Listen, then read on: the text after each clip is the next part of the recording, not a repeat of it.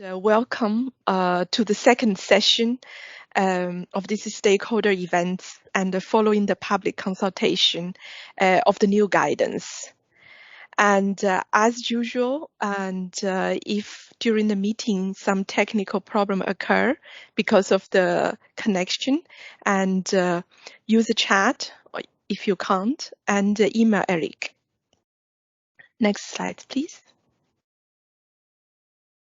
And well, I think the practical conduct for this meeting is going to be identical as yesterday. So use chat and to put your comments. This will allow us actually, all the speakers have a little bit of time to think. And if you can, and indicate the name. And of course, we will do like yesterday, that we will invite as much possible, probably all of you, and to speak up of your questions.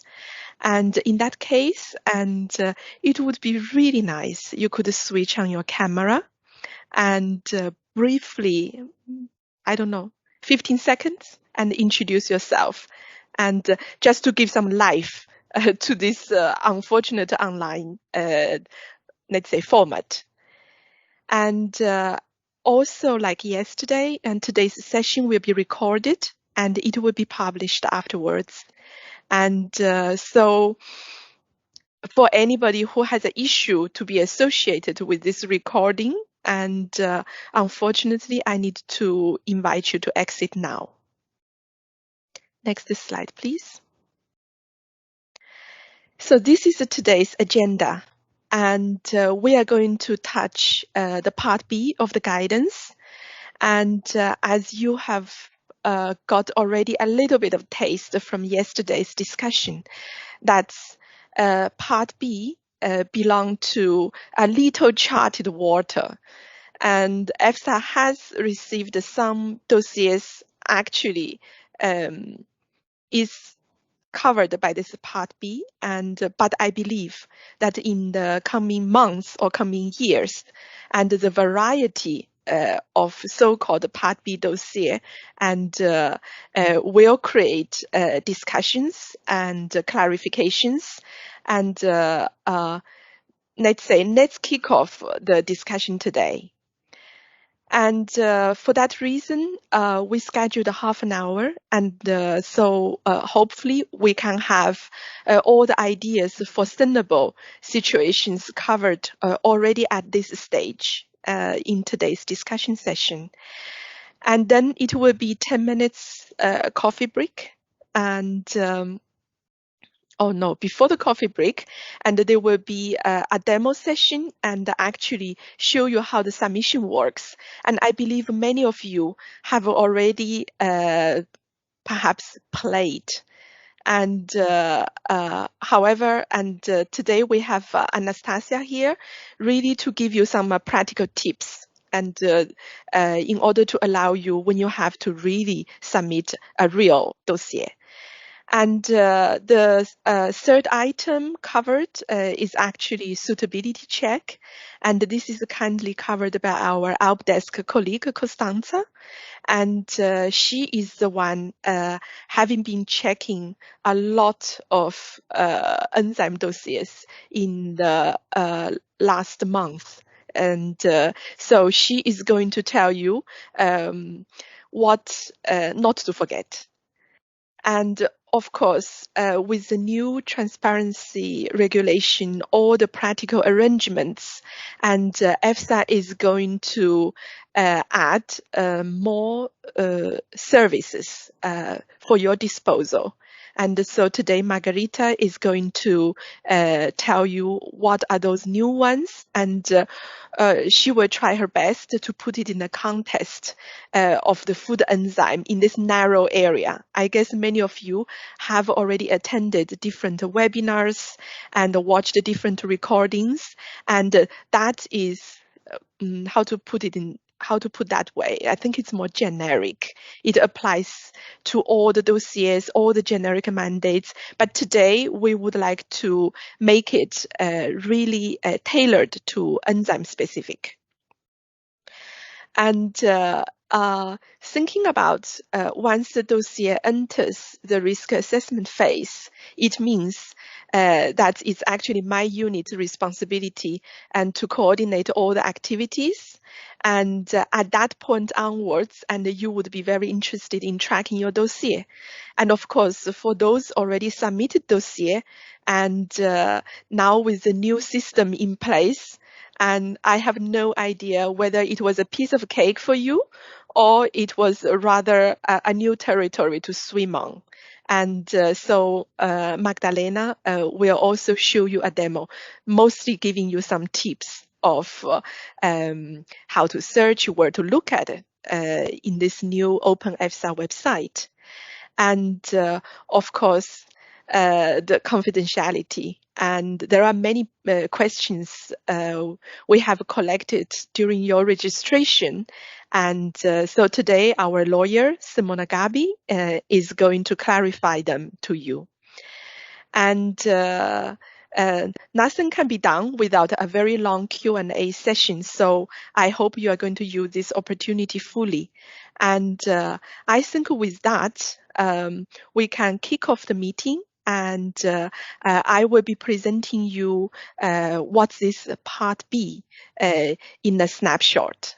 So enjoy the meeting. And yeah, Sandra, please, the slides for the part B.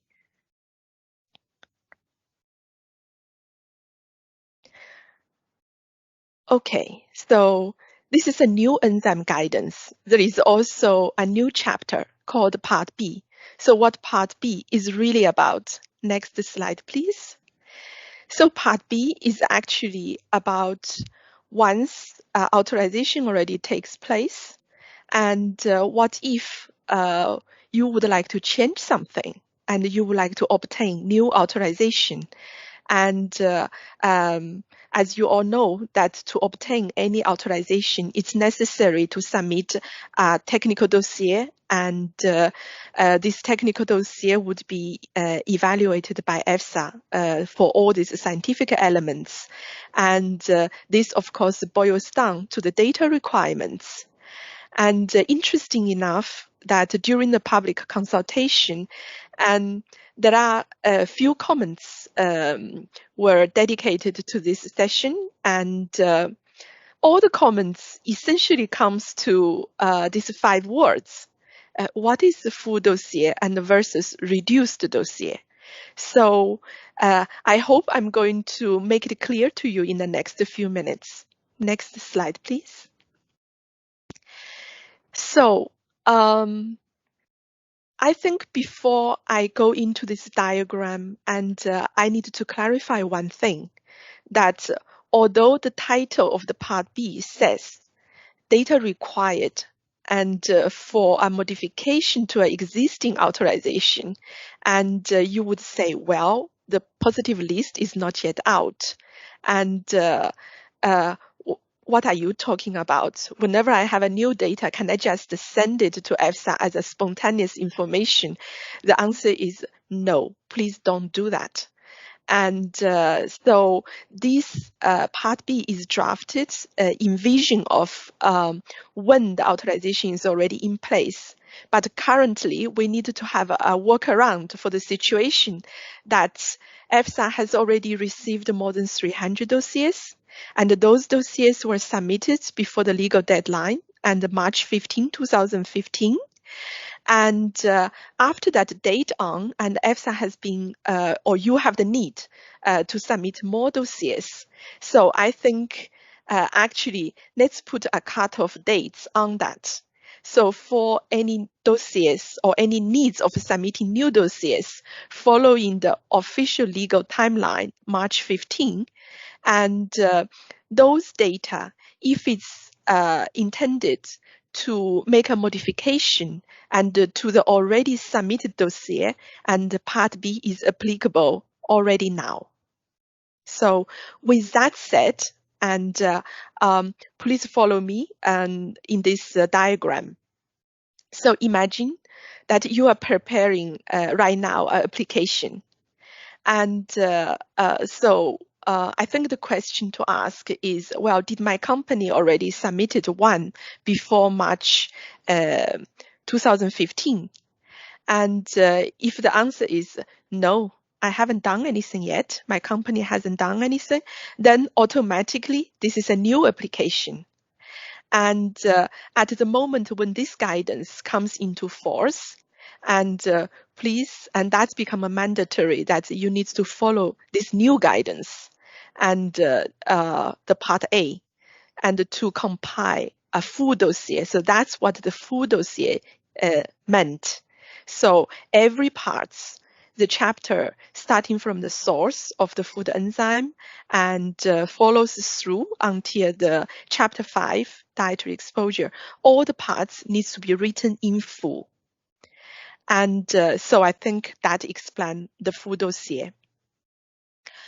And of course, and if a dossier has been submitted, and but now you would like to modify something, and that you would follow that horizontal line, the first yes you encounter from the left, and so that would be potentially a new dossier. And at this point, I would like to invite all of you and ask the second question, and is the source material or source organism, and from which the food enzyme is obtained, is it new? And just to try to make it look as, how to say, maybe as black and white, as simple as possible. So if the answer is yes, and that again, and bring a new application into the landscape. So in that case, please follow part A. And I think the complication comes the second no. So when it comes to no, and I think here let's follow the green part, that would be the reduced dossier is about, because although this is a new application, I mean new application in the sense that you need to prepare a dossier, you need to submit to European Commission, and then all this follow-on procedure kicks in. And so in that sense, it's a new application. But in terms of the technical dossier itself, or the amount of words you have to put in, and that is reduced. And so I think the first very clear example here would be that, well, instead of producing the enzyme from production strain number A, and now you would like to use number B. And that would be, let's say, a new application. But however, if you say, no, I want to still to use my production strain number A, and now I change the food enzyme manufacturing process. Instead of purifying it with method 1, you are going to do it in method 2. And these two differs quite a lot. And in that case, and this so-called reduced dossier would start from chapter 2, and you need to provide a very detailed description of what is really there. And of course, the instruction of how to prepare the second chapter, that is equal to what has been described according to the new guidance in the part A. And so what to do with the first chapter, source of the food organism. And I hope in the guidance we make it very clear that we ask you to actually state the strain and state that it's belongs to one of the previously submitted dossier. And the most useful thing is you would give the EFSA question number, and that would really help us. And then we are going to use all the previous data, or actually we don't need to redo the assessment. We know that we have fully evaluated, characterized the production strain, and then we would start the assessment and from the chapter 2 onwards. And I think the same principle would apply to characteristics of the food enzyme. And for example, you would somehow treat the food enzyme in a different way. It changes the temperature optimum or pH optimum or whatsoever. And then you would start from the chapter 3. And what I can say is that by the time of speaking at this moment, and the EFSA has already experienced that the new dossier with reduced technical dossier and actually comes to enlarge of the dietary exposure part, and that is the intended use. And so if in the previous submission, here is equivalent to submitted to Commission before March 2015, and the enzyme is supposed to be used for example, baking, and now you would like to use it for brewing and or for pasta and breakfast cereal. You would like to add that, and that is a clear example of what the Part B should really follow. And EFSA has received a couple of them. And so for that, that's the only one we have experience, I have to say. Yeah. And actually, that's all I can tell about the Part B. So I think the discussion kicks off from now on. And please, I see there is already a question perhaps in the chat. I don't know. So, okay, no questions have been commented. And so I would like to invite whoever has a question about the Part B, about the description in the guidance, and please raise your hand and I will give the floor to you. Thank you very much.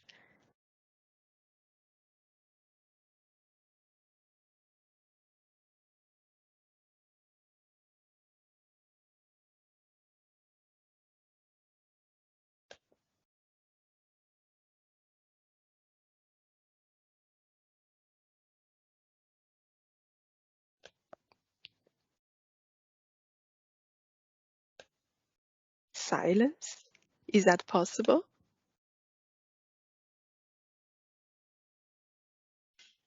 No questions?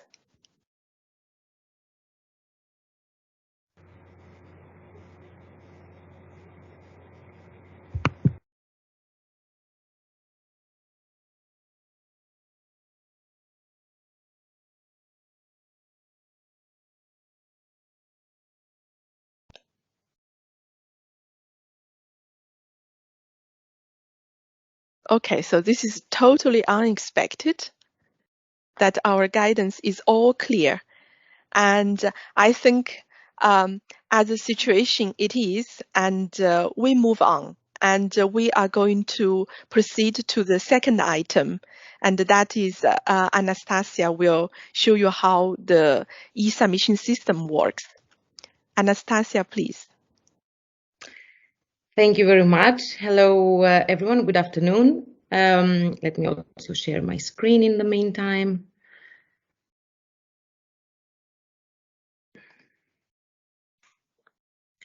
Okay, hope you can see my screen. We start also the presentation. My name is Anastasia Livaniu. I'm a scientific officer at the Applications Desk Unit. And today I will give you a brief introduction and a demo to the e-submission food chain platform, specifically for enzymes. Some of you might be already familiar with this tool in case you are also involved in other types of applications, because this web system was developed by the European Commission and has been operational since January 2018 for the preparation of novel foods and traditional foods applications. In light of the transparency regulation and in order to facilitate some compliance for certain transparency regulation aspects, this version 1, was extended to version 2, and the e-submission food chain platform was born. It is meant to cover all regulated product areas, and on the right-hand side, you can see the different food sectors that are covered with 37 different templates. Of course, including the food enzyme that is the topic of today's discussion. This system is meant to serve as the single point of entry for applicants to prepare, submit, and also follow up their applications, but also by the European Commission and Member State competent authorities users to receive these applications and also perform certain risk management tasks and activities through that platform. At the bottom right here, you can see the link with which you can access the tool. And with this, I will move straight to the demo. So as soon as you click on that link, you will go to the login page. The only prerequisite to access this platform is to have an EU login. In the user guide of the tool, there are detailed instructions on how you can get one of those. It's a very simple, with just your email. It's just a registration with the Commission systems. Once you manage to log in and you access, you land on your homepage and the dashboard. The dashboard, of course, at the very beginning will be empty because you have no applications prepared. But as long as you start building your portfolio and your applications, here you will be able to see applications that are already submitted, but also applications that are still in draft. And applications in draft can remain for as long as you wish. As long as you don't submit something, you will be able to keep it in your dashboard. There are several filtering functionalities. So here you could filter by application number, for example, or by authorization type. And these functions are particularly useful when we deal with, when, for example, you handle applications also for different domains, not only for enzymes, for example, which is relevant for consultants, for example. And here you can filter even by the applicant's company name or even the phase that your application is. To the left-hand side, there is access to support information. You can access the user guide. You can also access the direct pages to EFSA's website to find the EFSA guidance easier. And most importantly, you can have access to the support team that is at the background. This is a European Commission team that can support you while building your application. At the top right here, there is this button that says Create New Application. So as soon as I click this, the system is inviting me to select the type of application that I want to prepare. So in our case, we will select from the list here food improvement agents. Then we will select food enzymes. And then I'm invited to select whether my application is related to an authorization for a new food enzyme or for a modification of an already authorized food enzyme. So in our case, for our demo, I will select the new food enzyme. I will start the process. And as soon as I do that, the system is generating a table of contents, a template, if you wish, that is adapted to the data requirements as these are defined in the respective guidance documents. To the left-hand side, you will see the main high-level sections, which are the administrative data, public summary, and technical dossier, and this is common for all areas. But then once you go deeper to each one of them, they adapt to the requirements of the specific domain. So if we see quickly the administrative data, we have information on the applicant, who is the person responsible, the subject of the request, cover letter, data sharing agreements, and so on. More administrative data. Here, I would like to also show you some functionalities. For example, you have access to, by clicking on this little question mark at the right, you have access to some additional help that is guiding you on what is expected from you for each one of the sections. And here you also have the functionality to copy certain details. So if you have inserted the applicant's details here, you can copy also below and then add the contact person separately. But of course, you can insert something from scratch without copying anything. In the public summary section, you just upload the summary. And then in the technical dossier section, it is mainly the part that is adapted according to the guidance documents. And more specifically, the risk assessment section is adapted according to the data requirements as these are defined in the new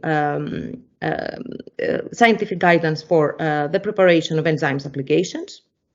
And you will see here that some sections, they also contain subsections.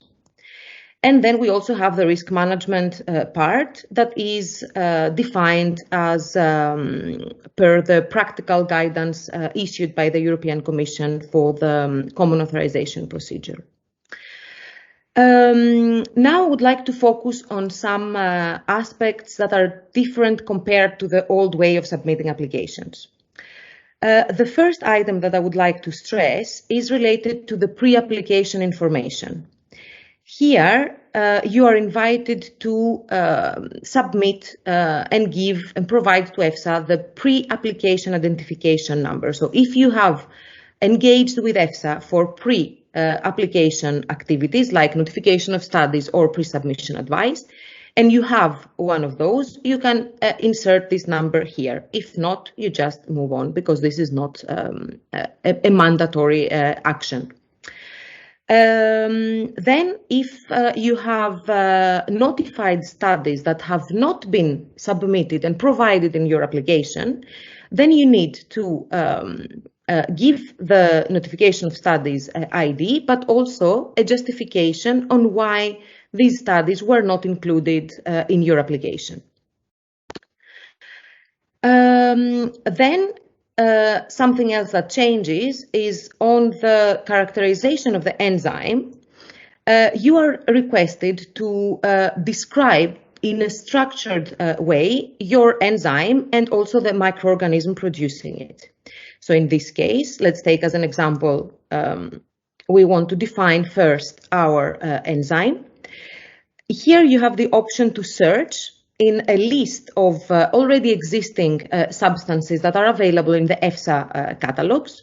So let's say that in your case, we are talking about an amylase. So I select something that I already found available in the EFSA database. So I search with the name and the system is suggesting some options. And the system is also automatically populating all the details according to the EFSA catalog.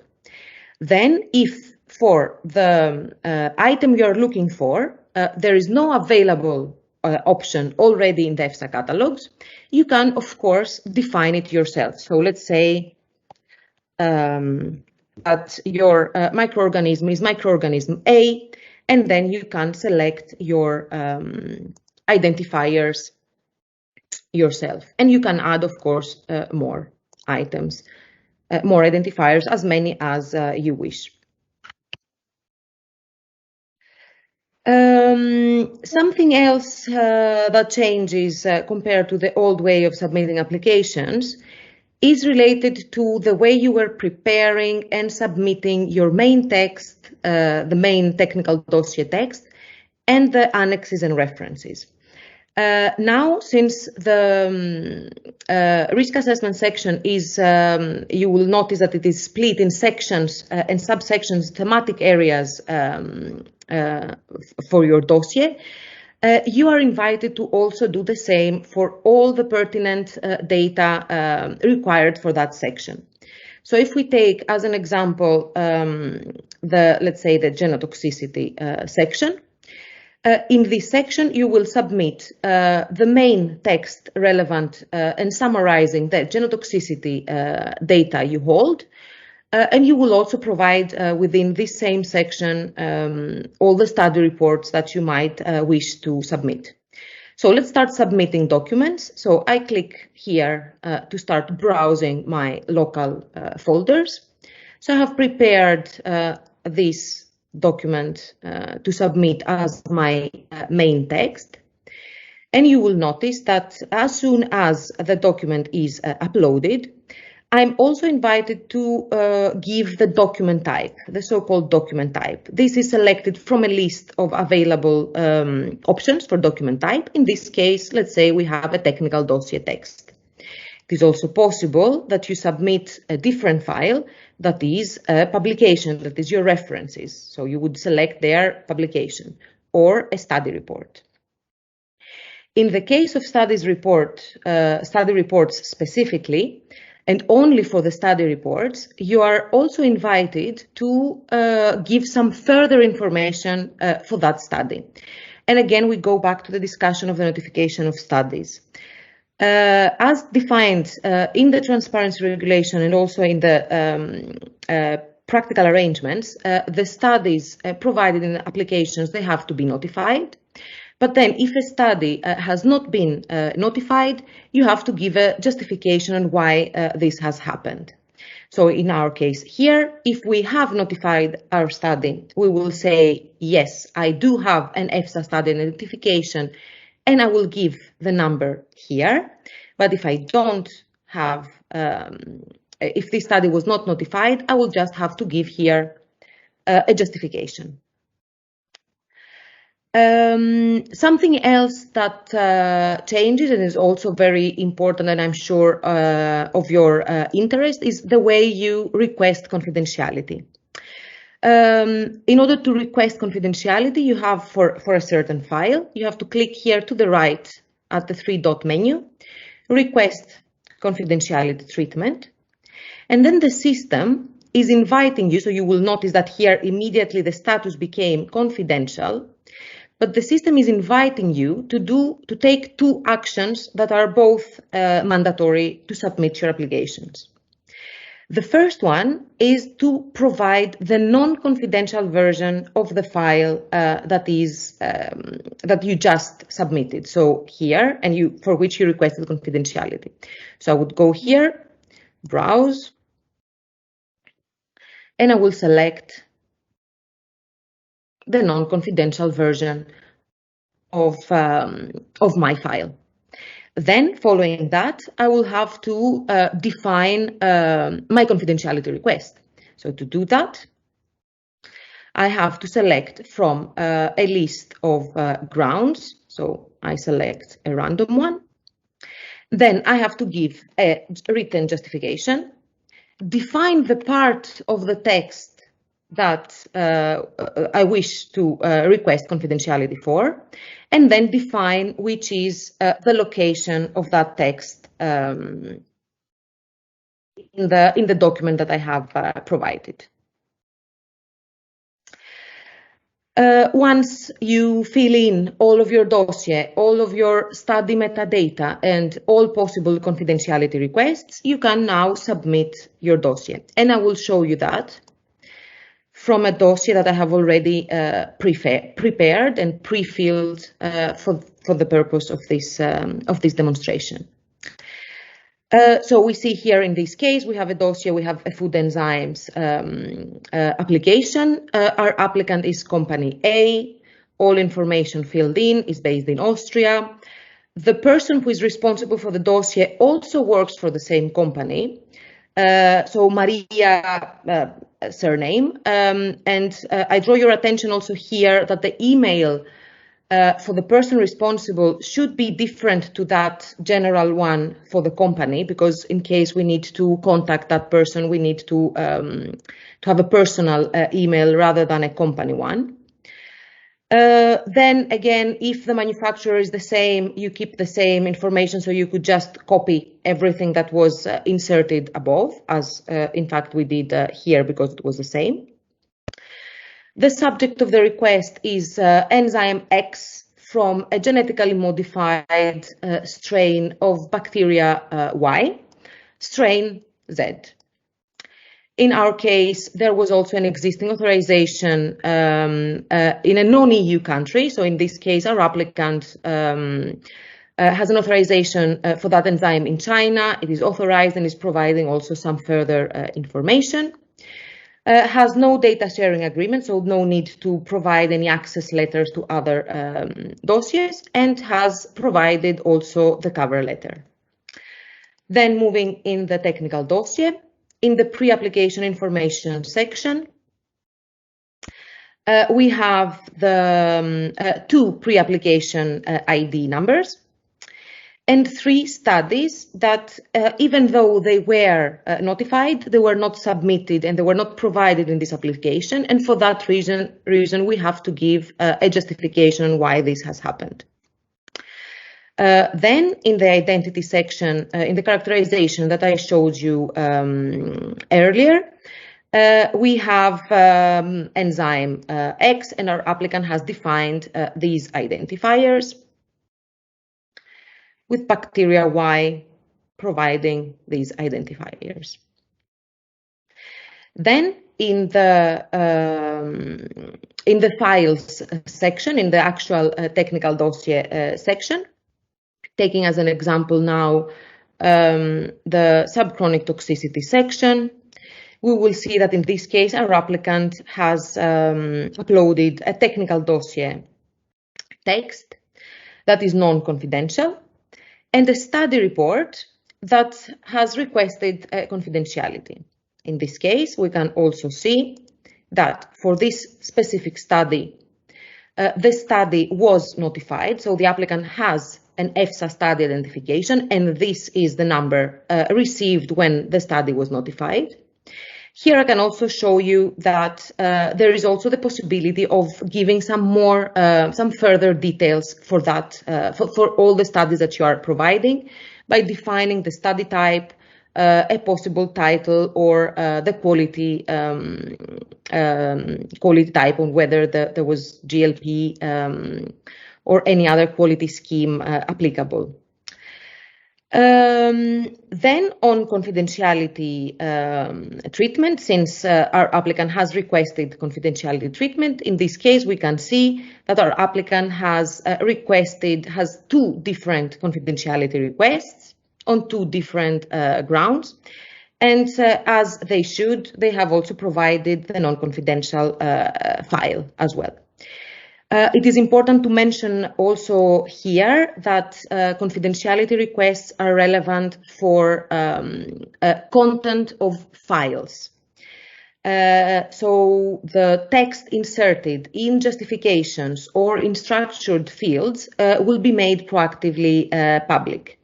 This is to mention that, for example, if you wish to request confidentiality for the strain of the bacteria, we suggest that you don't include this in the structured field. So you would remove this information or any other information that you wish to request confidentiality for. So you don't add it in the structured part, but instead you include this in the corresponding file, for which you can file on the characterization of the enzyme, where you describe this information, and you can request confidentiality there.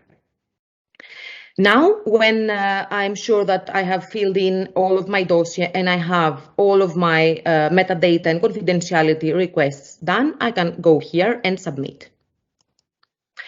When I submit, the system is running some basic validation checks. And this is, of course, to ensure that you are submitting a dossier that is as complete as possible. The first warning message that I get here, perhaps it's very small and you cannot see, but I can read it out for you. So here it says that a non-confidential file was not provided, needs to be provided in the section source of the food enzyme. So the system now is helping me, and it is getting me directly there. Go to the validation error. So I click here. The respective section is opening. And in fact, I can see here that I have requested confidentiality for my FASTA file, but I have not submitted the non-confidential version of it. So the first thing to do is to go and upload the non-confidential version of that file too.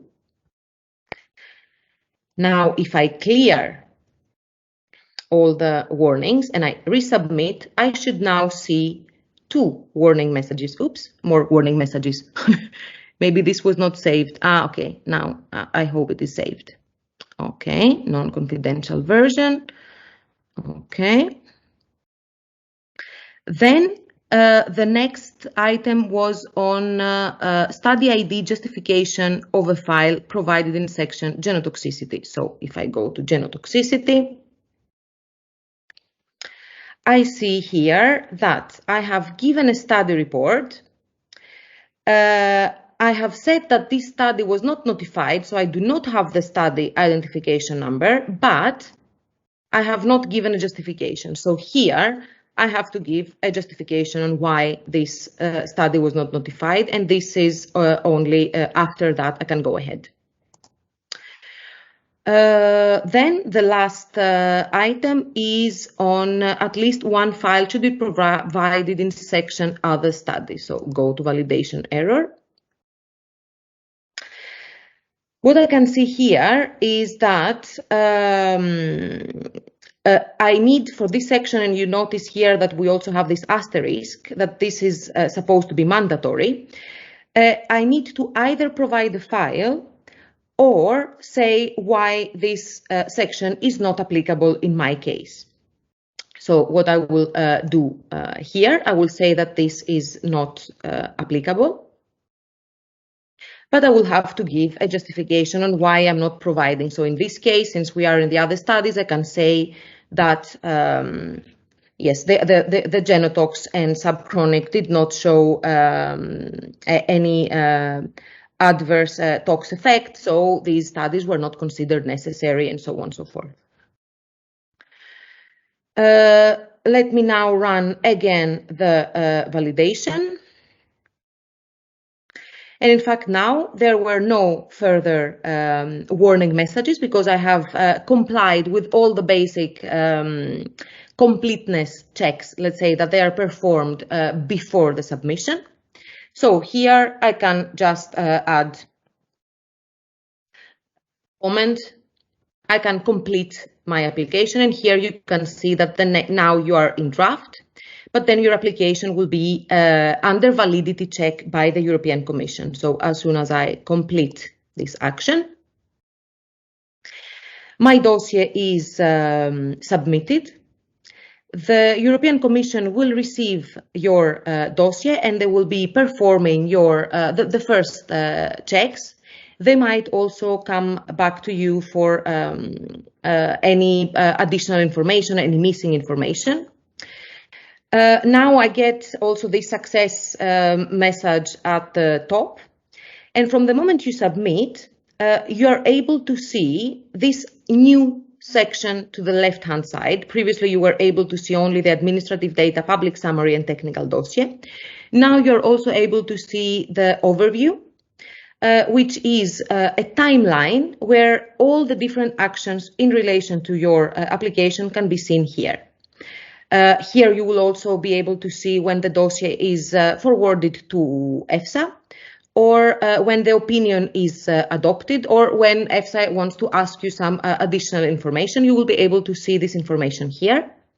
And of course, you can also get notifications, and these also arrive to your mailbox as well, so that you get notified on time for everything that happens in your dossier. And with this last remark on the notifications, the floor back to you, Yi. I took a bit more time. Yeah, no worries, no worries.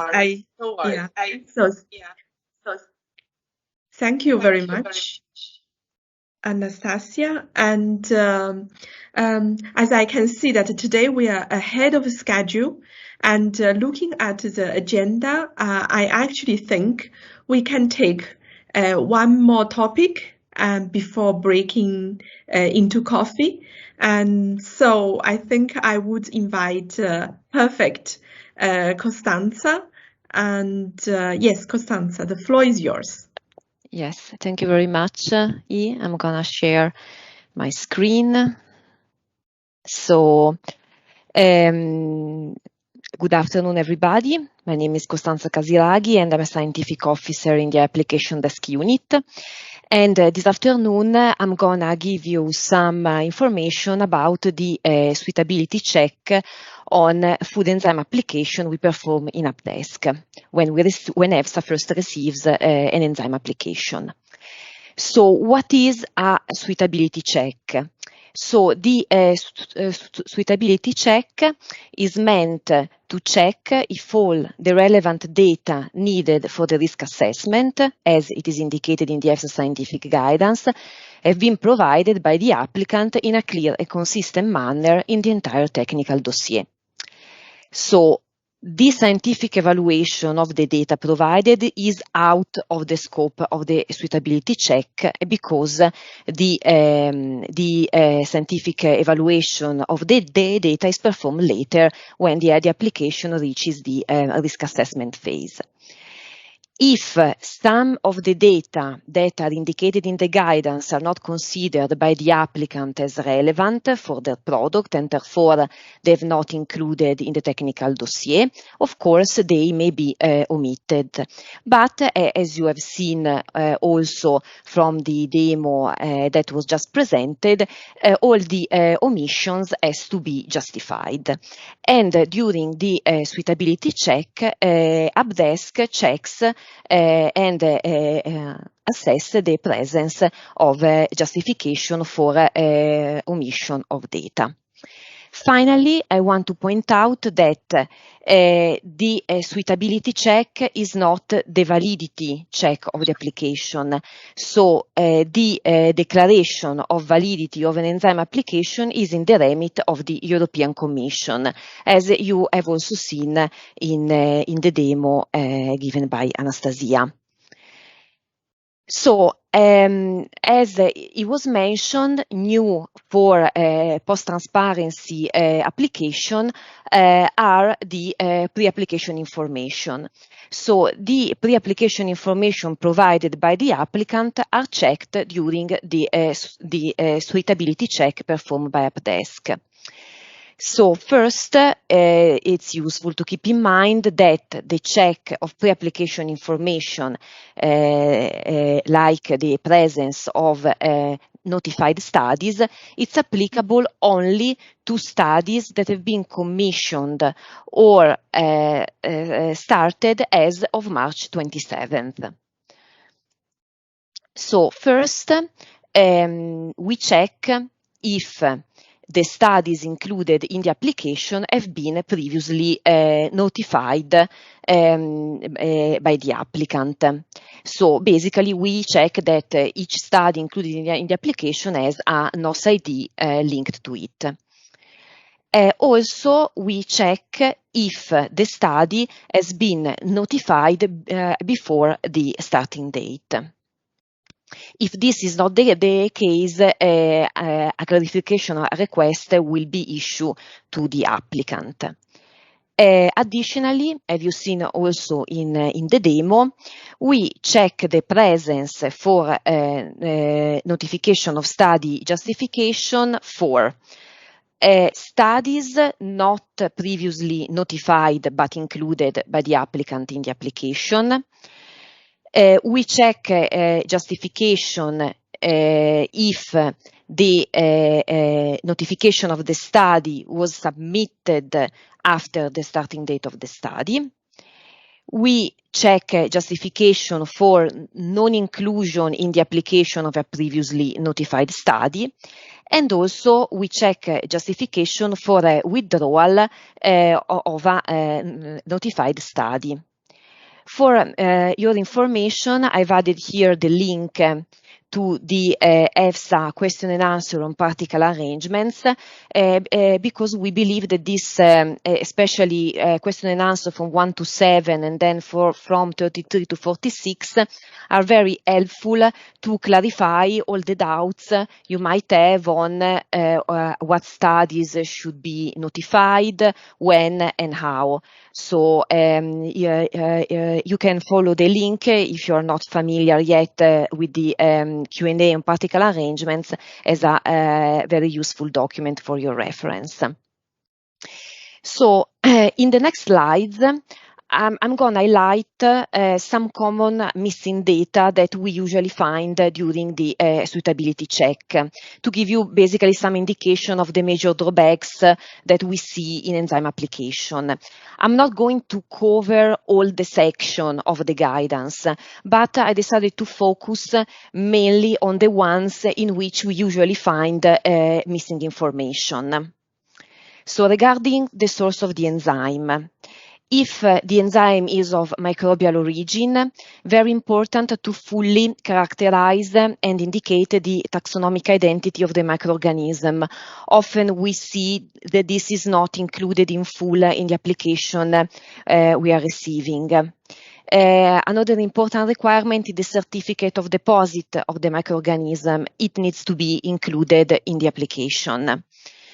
Regarding whole genome sequencing data that are requirements stipulated by the new guidance for bacteria and yeasts, we check the presence of the methods, both the methods to perform the sequencing and the methods used for the analysis of the sequence, and then the presence of raw data like FASTA files.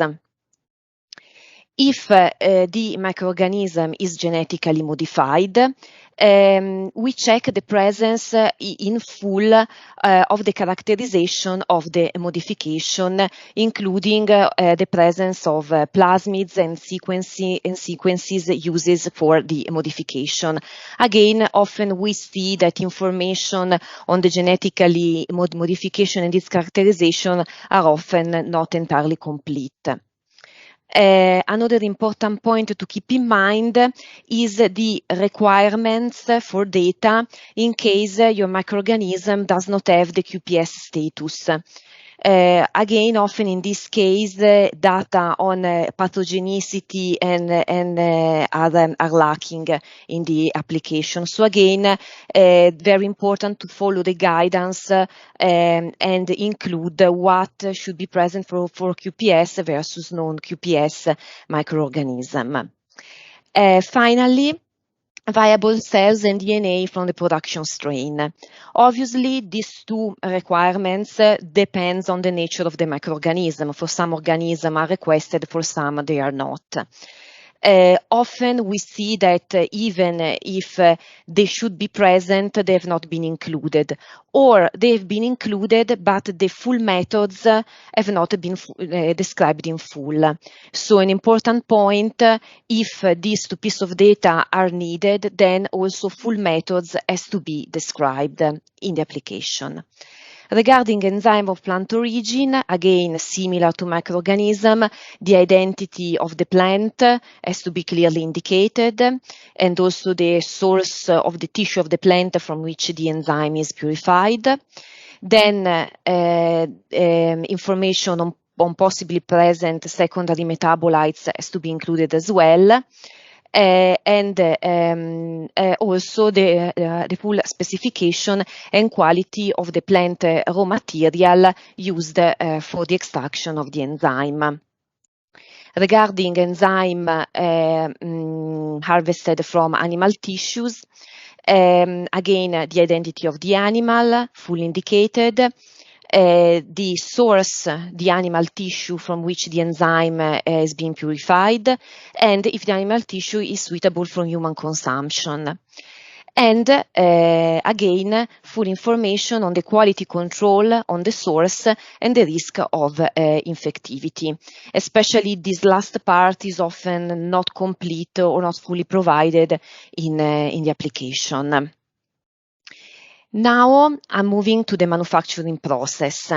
So the manufacturing process should be present along with a flowchart.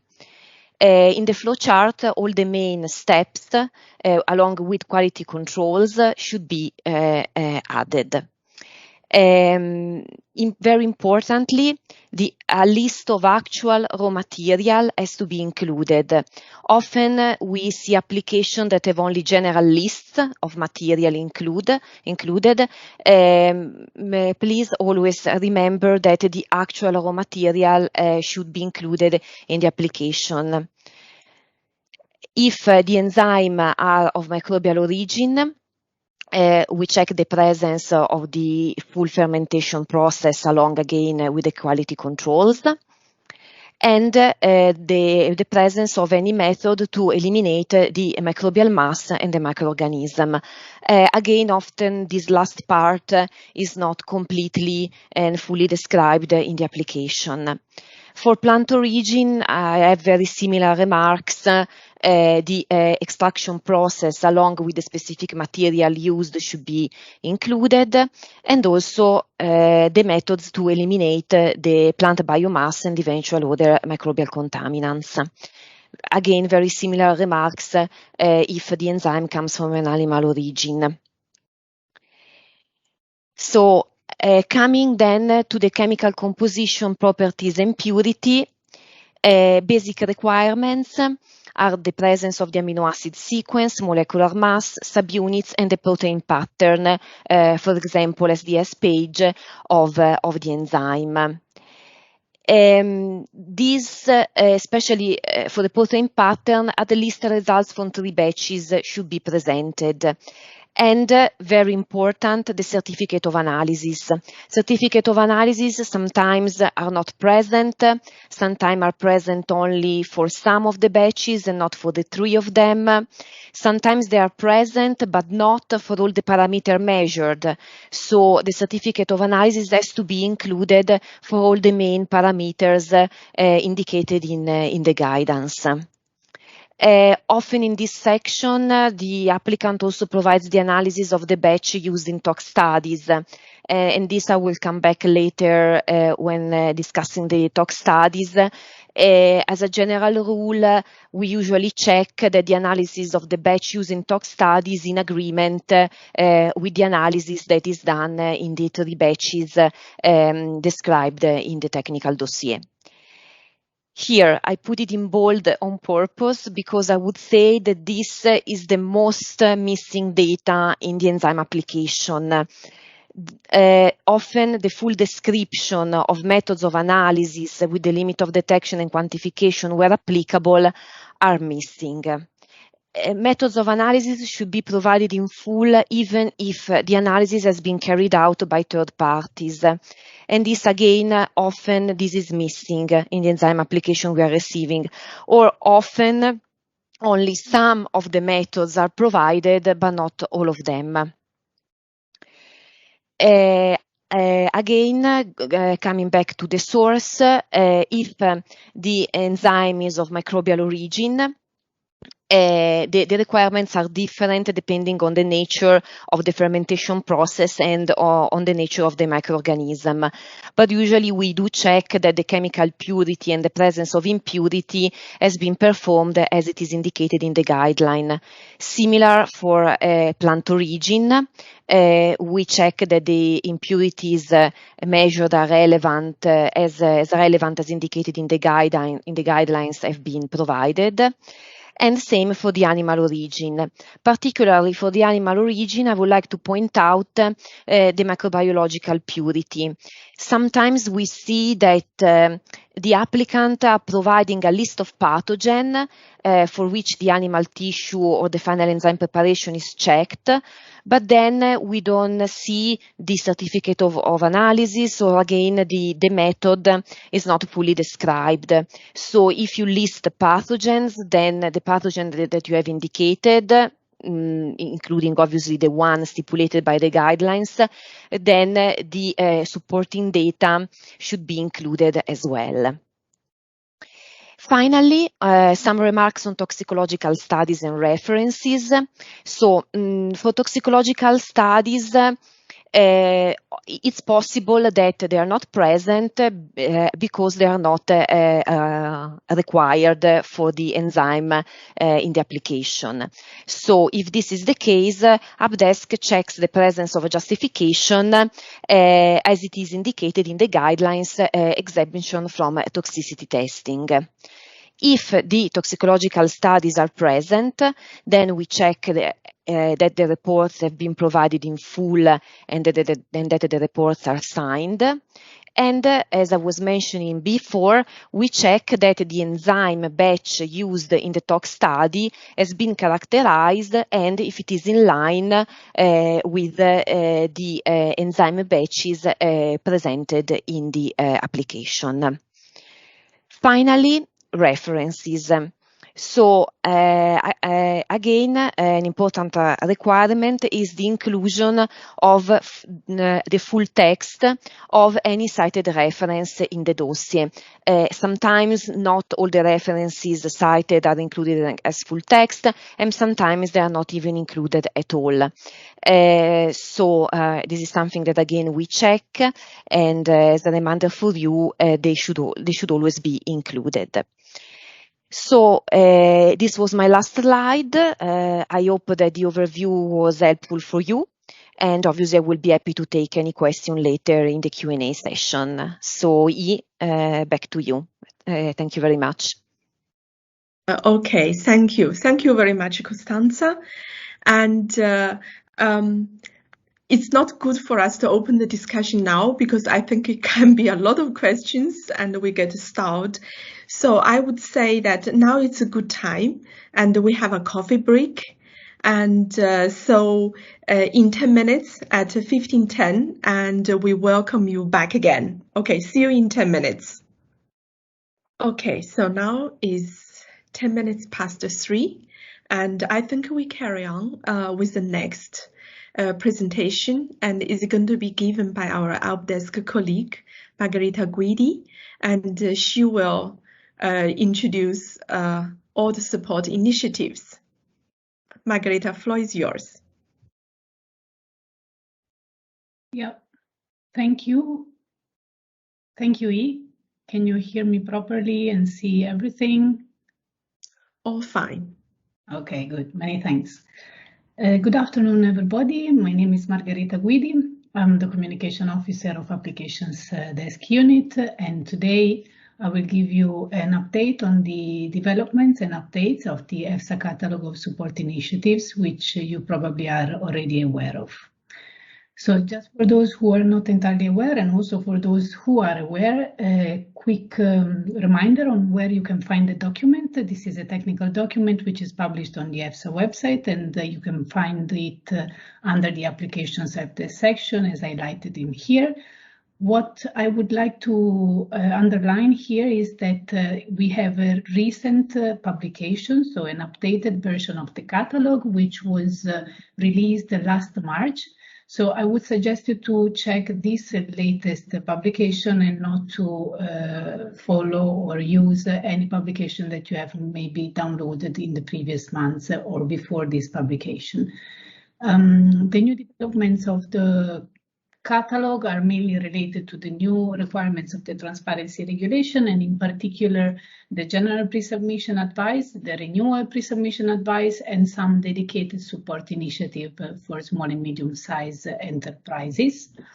And as you can see here in the overview of the initiatives which are actually captured in the technical document, you see that for each phase of the application's life cycle, you have different services which are accessible in the different phases, and then some other more, if you like, general or applicable throughout the application's life cycle in the bottom part. New parts included in the catalog of services are obviously the general pre-submission advice and the renewal pre-submission advice under the pre-submission phase, and the dedicated support to SME, which are available throughout the application life cycle. Now, further into the general pre-submission advice, How does it work? So the potential applicants, and this is nicely and well described in the catalog of services. So the potential applicants may request general pre-submission advice at any time before submitting the application. The issues that can be discussed during the general pre-submission advice can be related to the applicable rules and the content of an application, and any other input which relate to the relevant requirements as set out in the guidance document and the guidelines. The applicant can request a maximum of 2 requests for dedicated general pre-submission advice through a dedicated form, and the EFSA is to decide on the most appropriate manner to address such questions. It could be either in telemeetings or in written, and the recommended option is in written. In relation to the duration, how does it work? Upon the decision on the most appropriate manner to address the question requested via the general pre-submission advice form, EFSA can either provide it in written, as I said, and the written replies to such questions will be given within 15 working days as of the date of the acceptance of the request. When, for cases where EFSA decides to organize a meeting because there is a specific need for clarifying specific aspects, or it has been identified which is better to meet actually physically or online actually with the applicants, then EFSA has 20 working days as of the date of the acceptance of the request to organize the meeting. Now, what is outside the scope of the general pre-submission advice? The design of the studies, which are out of the scope, any risk management questions, and any aspects which go beyond the information which is available in the legislation, rules, or guidance document applicable to the application. In terms of when to request the general pre-submission advice, this is actually applicable anytime before the submission of an application, preferably at least 6 months before the submission. How can you request it? By filling in the dedicated general pre-submission advice form, which I mentioned already. The potential applicants should link the request to the individual pre-application identification already created, and also should provide all necessary information regarding the potential application, including an exhaustive list of questions. As I was briefly mentioning already at the beginning, we have a maximum of 2 requests that can be submitted for the same application identification, and that are provided that the same questions are not repeated in both requests, so questions should be different. What to expect in terms of outcome? A summary is sent to the potential applicant for information purposes, and immediately, or actually soon after the meeting or the written response. And it is also made public together with the non-confidential version of the application dossier. And this is obviously done once the application is declared valid. Now, just a refresher of the general pre-submission advice for those who maybe didn't see the recording. I guess you have already attended all the webinars on the notification of studies and general pre-submission advice. I give you anyway references at the end of this presentation, but just as a refresher, so you can also link what it has been included in the catalog of services in relation to the provision of the transparency regulation. So the general pre-submission advice is foreseen in Article 32A of the General Food Law. And there is a clear intention in the General Food Law to support applicants during the pre-submission phase. This to have a better application, to smooth the validity phase, and of course the risk assessment phase. So the scope of the General Pre-Submission Advice is also defined in the regulation, and it is limited to the rules applicable to and the content required for an application. So the design of studies to be submitted is out of scope unless it is foreseen for some EFSA guidance documents. The GPS should relate exclusively, so the general pre-submission advice should relate exclusively to the requirements for an application and cannot go beyond what it is mentioned in the guidance document. And this means that in case there are EFSA guidance targeting study design, obviously, we can, of course, explain the content of the guidance, but we cannot provide target advice on the specific request on, for instance, how to develop a study or hypothesis to be tested. So we cannot comment on any proposed design as this remains an applicant's responsibility. The general pre-submission advice is general and in principle is applicable to any other applicants who is asking the same question for the same product to be submitted under the same regulated area. Therefore, you understand that within this context, the regulation makes it very clear that the general pre-submission advice in its spirit specifically also targets the small and medium-sized enterprises. But let's try to understand how it is actually implemented, the general pre-submission advice in practice in EFSA. So a potential applicant may request a general pre-submission advice at any time before submitting the application, and we already mentioned this. In order to do so, first the requester must have a pre-application ID. Then he or she needs to fill in a pre-submission advice form, and this form we try to keep it simple and easily and accessible as much as possible. This because it should not be a barrier, as the aim of this support is really to support the potential applicant. At the same time, of course, you understand that it should allow also us in EFSA to gather as much information as possible so that it's useful to provide the best support to you. To be noted, as already mentioned in the description of the catalog of service offer, it is foreseen for a maximum of 2 general pre-submission advice per pre-application ID. Now,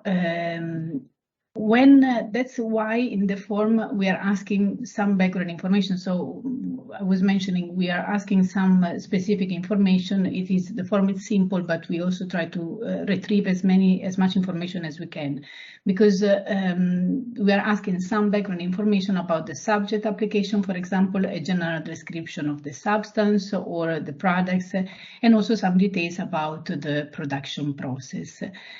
The potential applicants should also provide the condition of use and also the list of questions for which we are suggesting you to refer to the related guidance documents or the piece of legislation which you find difficult or that is not clear to you.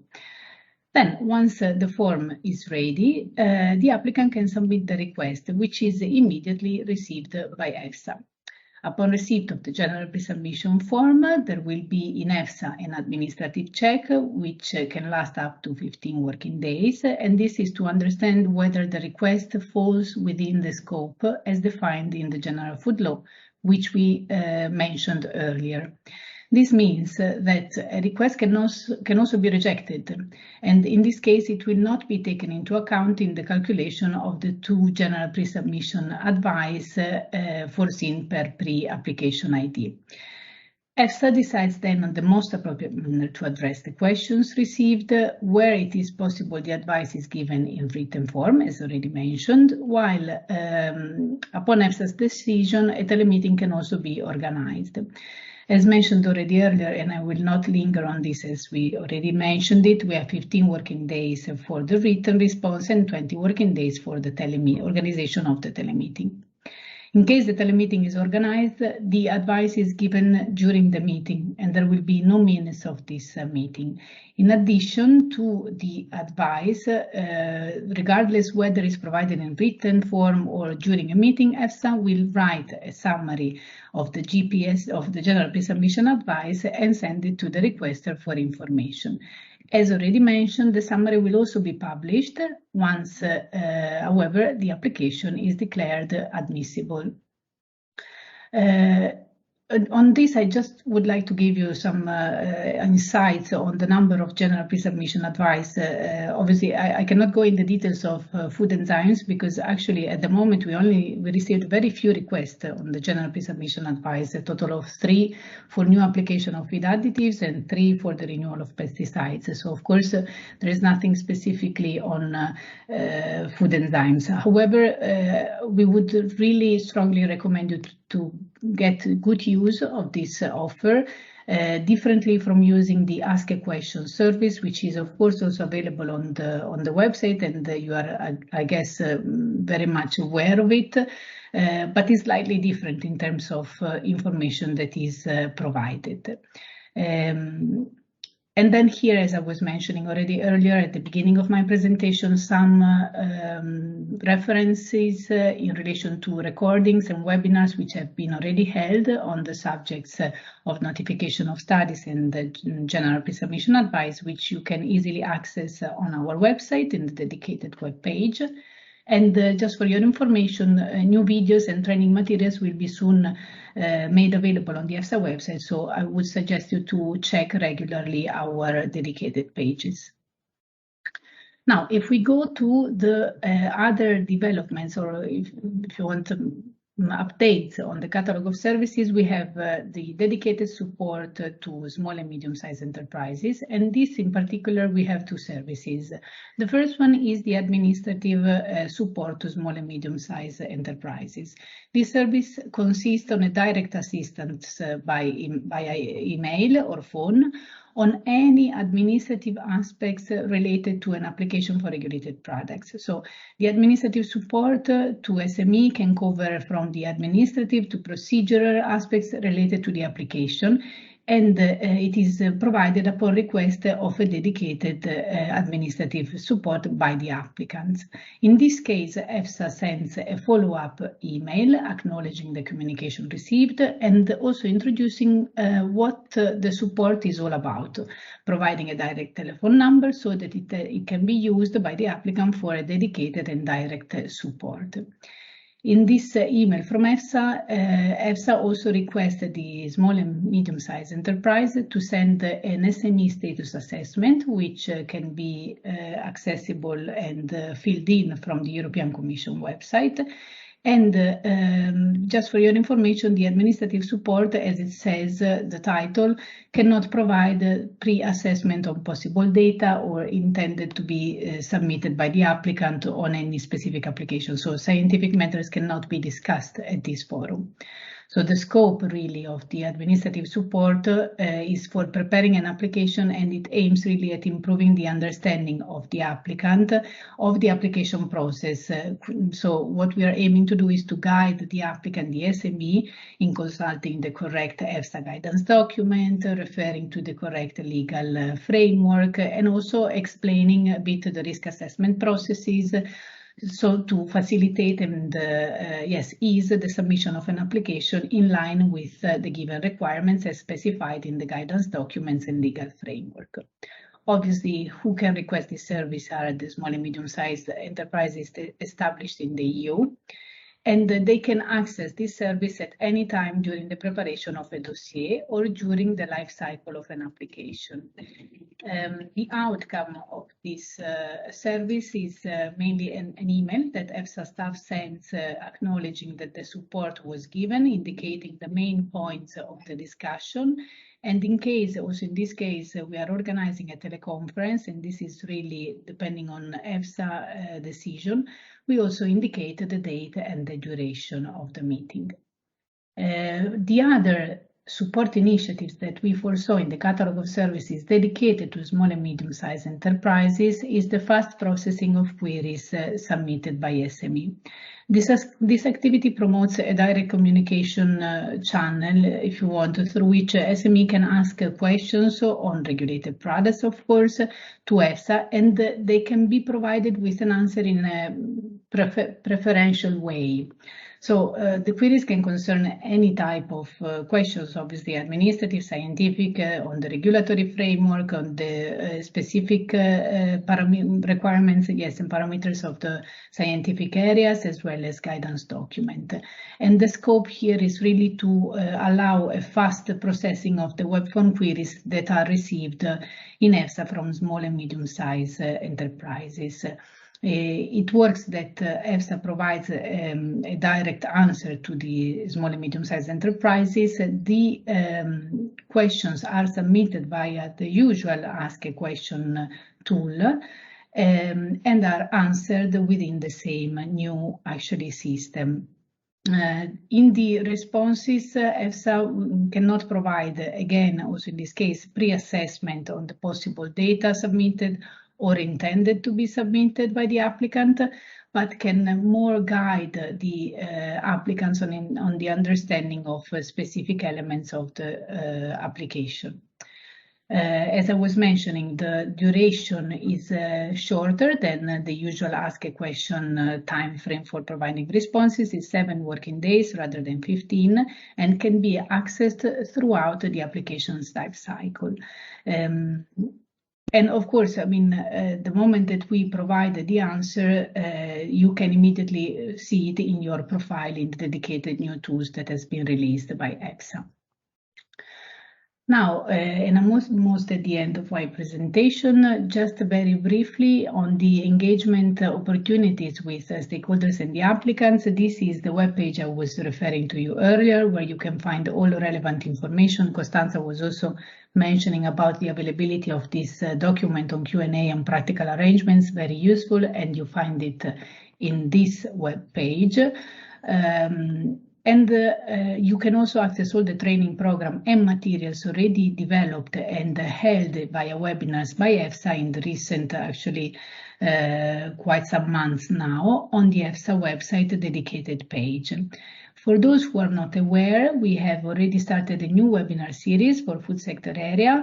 This is advertised on the applications desk section, but obviously also on the EFSA website. And you can find the programming of the upcoming webinars in the dedicated webpage, the same page that I showed you earlier, where actually the first webinar of the webinar series was precisely on food enzymes, additives and flavorings, and it was held the 4th of June. So in case any of you didn't manage to attend this webinar, you can have access to the recording. And in this webinar, we go through the application's life cycle and we a bit zoom in the different aspects of the application phases and explain all the new possible requirements of the transparency regulation.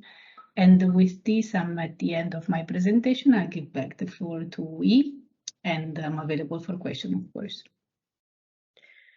Okay, thank you, Margherita.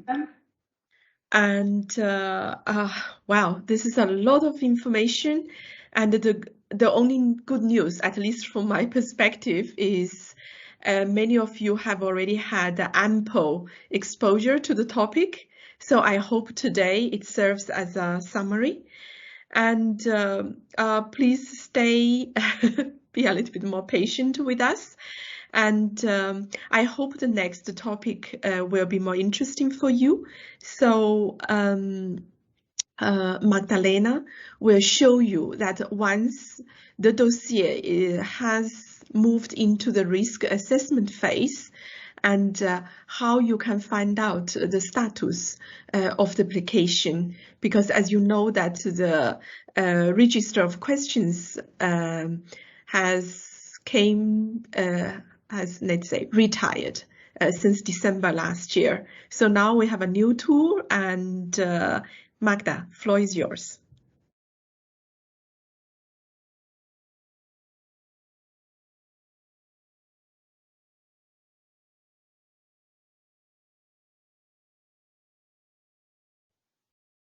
Sorry for this. I have only one screen. I didn't see I was unmuted. I was muted. Thank you very much, E. I hope you can see my screen and you can hear me well. So I will to the presentation mode. As E already mentioned, and also, as it was mentioned already by several presenters before, transparency regulation brought some new obligations, among which also obligation for the dissemination of information on the regulated products. And to this purpose, also the old system, namely RAW, in which you were looking for you were tracking your dossiers, were replaced by the new dissemination portal, which is called Open EFSA. You can at this link here you can access the Open EFSA portal. So as mentioned, I'm going to show you how you can trigger your dossier in this live demo. So I will go to the website. I hope you can see my screen. As you see now, I am on the on the EFSA website, and in this main upper tabs, you can see one tab called Open EFSA. Here you can search for your application, either going to the question tab, or you can search from this field from this tab in the upper right corner. There are several searching options. You can search either knowing your EFSA question number for your application or the substance. Here on the, I will try to show you the first option with the EFSA question number, how you can find dossier. I chose one application.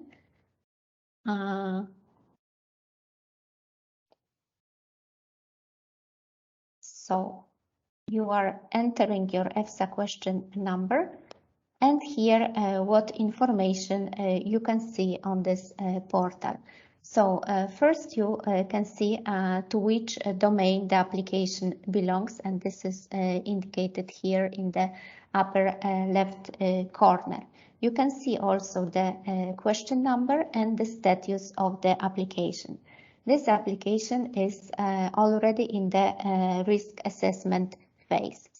On the left side, you can see also that this application is in a stop clock, and you can see the date, the deadline for the stop of the clock.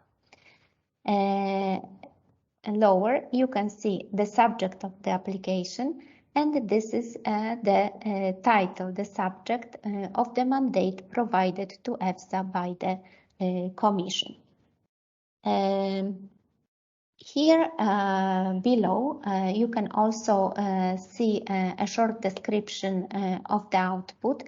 Here the description is not yet provided because the question number is in the risk assessment phase, but I will also show you another example where the opinion has been already published and this description of the output will be different. From this portal, you can also get information on the studies and the evidences provided to the EFSA. So you can access different documents from here, from the tab called Evidence and Evidences and Inventory. So I will open this tab. And below, you can see all the documents that are related to this question number. For example, you have here access to the mandate provided to the to EFSA for this output. I will try to open it.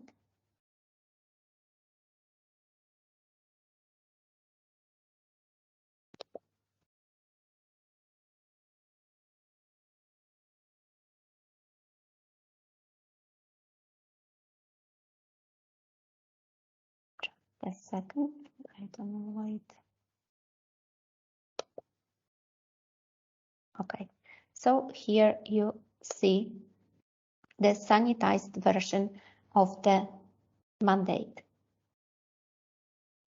Also, from the same tab,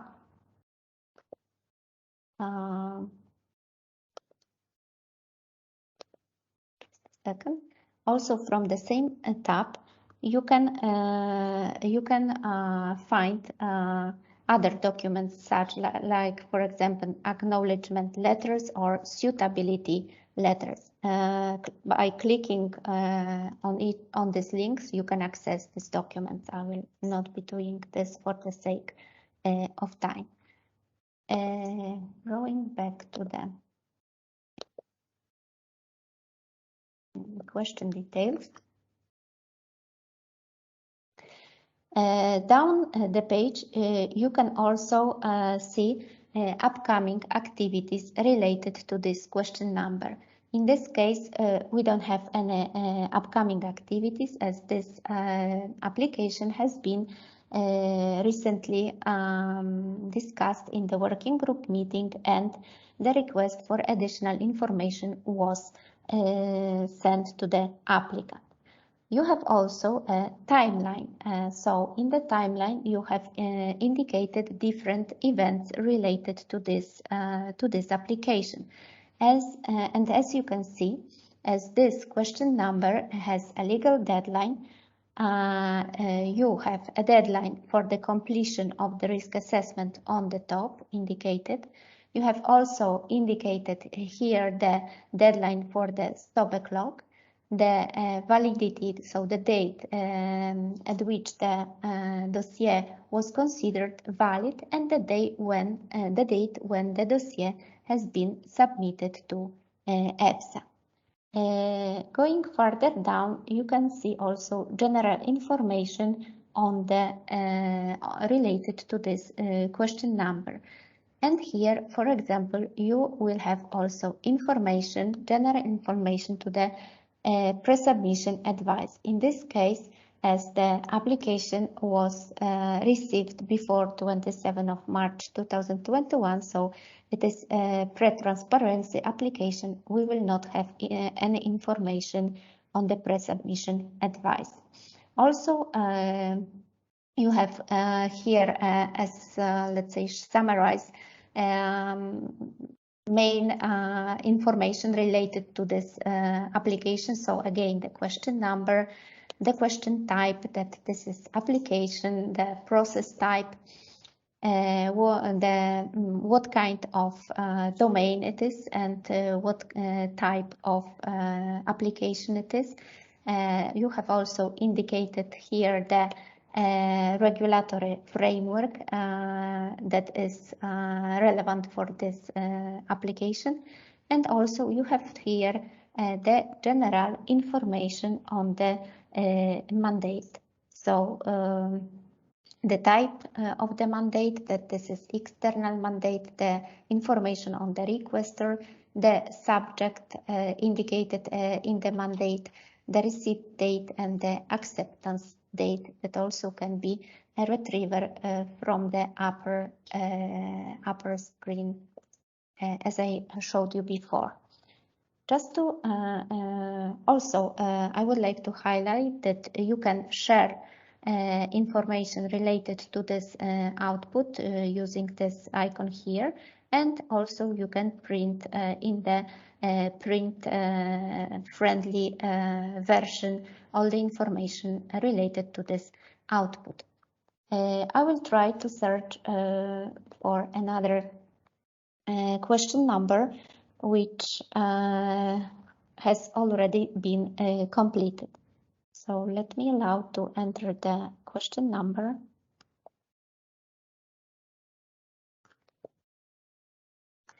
So in this case, you can see, okay, the food domain is the same, it's a food enzyme. You have here the question number, but the status changed. Status changed because this application has been completed and opinion was published accordingly.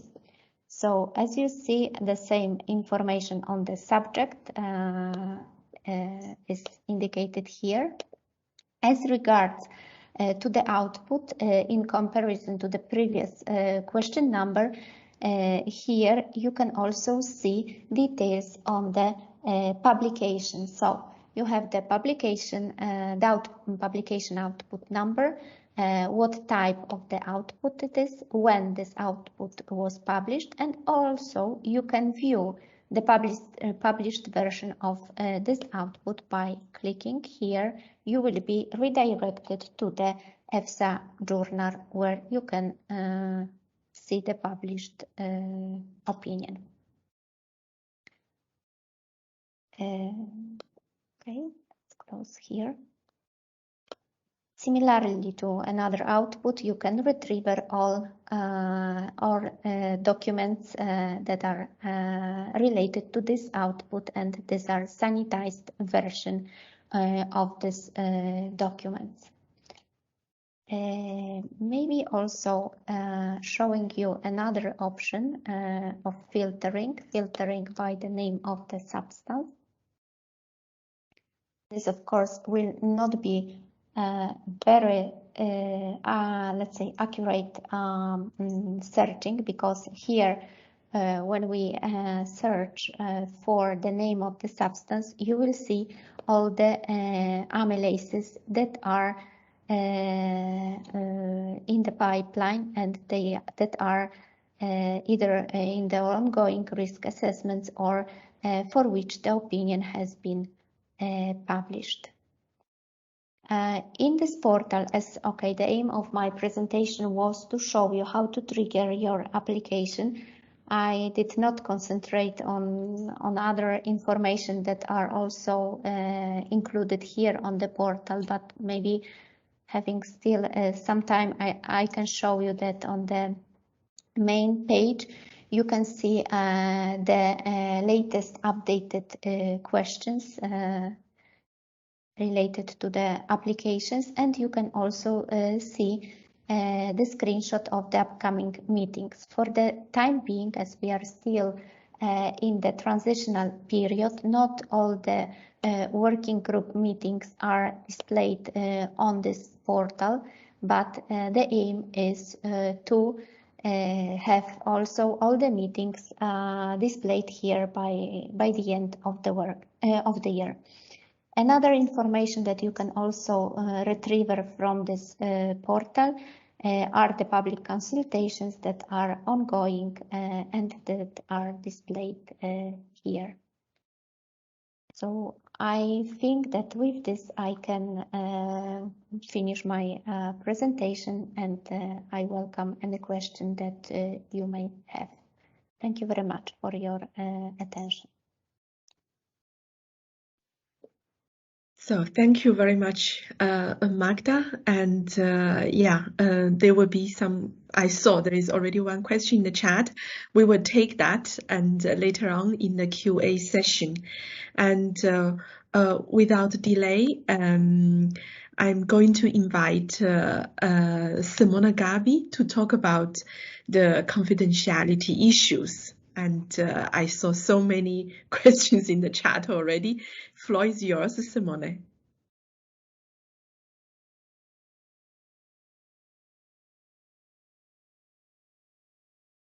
Good afternoon, everyone. I'm here. My name is Simone Gabi. I'm here to talk to you about confidentiality and transparency requirements that are applicable to the dossiers submitted via the evaluation procedure set out in the authorization in the regulation 1331 of 2008, the common authorization procedure. I have a slight issue with my presentation, but I'm confident I will be able to overcome this.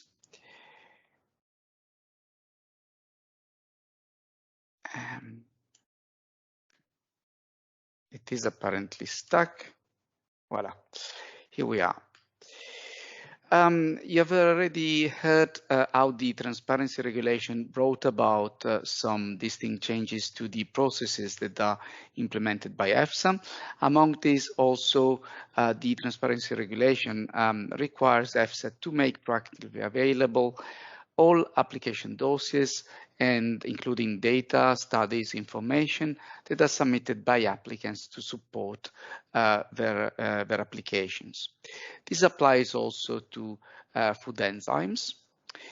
And as is also the case for other processes, the only exception to this proactive disclosure requirement can be identified in the award of confidential status. The burden of proof for obtaining and being awarded this confidential status in relation to certain items is, however, falling exclusively on the applicant's own shoulders. This means that it is for the applicants to comply with the applicable legal framework, with EFSA's practical arrangements concerning transparency and confidentiality, and to provide all verifiable justification that is needed in order for EFSA to confirm the confidential status of the information claimed as such. Pending a final determination by EFSA on the confidentiality request submitted by applicants, EFSA will not be proactively disclosing the information that is claimed confidential. It is, however, important to highlight that, as already highlighted a number of times, upon validation of the dossier, EFSA will be making proactively available the inter-application dossier in the non-confidential version shared by the applicant. We have already seen how the submission of a confidentiality request is actually working in practice, and we will briefly come back to this. But let's take a closer look at the procedural requirements that have to be complied with by the applicants in order to submit a valid confidentiality request. We would like to highlight and underline and come back to these requirements. I thought we've done already a number of times, and we have explained these requirements already, because we noticed in the first few submissions and confidentiality requests that we received that not all of these confidentiality requests are even compliant with the most basic procedural requirements. So the first procedural requirements I would like to highlight is obviously that these requests have to be submitted via the EFSA portal, which is managed by DG Santé, and that Anastasia clearly explained in terms of its internal dealings and workings. The confidentiality request shall include verifiable justification, as well as a confidential and non-confidential version of the documents in question. EFSA is built in a way that basically prevents you to submit a confidentiality request unless you attach these elements. However, it is important to highlight that the inclusion of these elements is considered as a legal requirement, and therefore failure to submit these elements will result in the rejection of the confidentiality request. It is also relevant to highlight that once a confidentiality request is sent to EFSA, the applicant loses, let's say, the possibility of modifying or changing the content of the confidentiality request, be it for the scope of the confidentiality request or for the verifiable justification and the reasoning supporting the request in question. If EFSA asks an applicant to provide a certain clarification with regard to a submitted confidentiality request, the applicant has to reply by a given timeline, which varies slightly depending on the procedure in the context of which this request for clarification has been submitted. And failure to do so by the requested timeline will result in EFSA rejecting the confidentiality request in accordance with its practical arrangements concerning transparency and confidentiality. As we said, this is the only moment when fundamentally the confidentiality request may be modified. Besides and beyond this moment, the applicant is not in a position to change anything of the submitted requests. Also relevant for you to understand that the assessment of the confidentiality request by EFSA is not subject to the payment of any fee or charge of any kind. It is also noteworthy that confidentiality requests may be submitted only at a certain moment in time during the submission when the application is submitted, and with regard to the closed positive list that is now reported on this slide. This is a slide that is shown to you for information purposes only, so it does not obviously replace the applicable legal framework. However, here you see joined together the elements set out in Article 12 of Regulation 1331 of 2008 on the Common Authorization Procedure, as amended by the Transparency Regulation, as well as relevant items set out in Article 39 of the General Food Law, as amended by the Transparency Regulation, and also deemed applicable to the Common Authorization Procedure for food improvement agents, including enzymes. As you can see, this list is quite detailed, and it means that only these items, the information that are listed here, may be successfully claimed confidential by an applicant. What is not part of this list may be claimed confidential because it's obviously a subjective choice. However, it will not be awarded confidential status by EFSA, and therefore this means that as soon as a confidentiality decision is adopted by the authority and it is then implemented by EFSA, the document resulting from the implementation of the confidentiality decision will be published, made available on the Open EFSA portal by disclosing the elements that were claimed confidential and rejected, and confidentiality was rejected by the authority. You can see that most of the information listed on this slide relates to commercial interests or let's say elements which are supposedly containing a very important, relevant element and part of commercial value.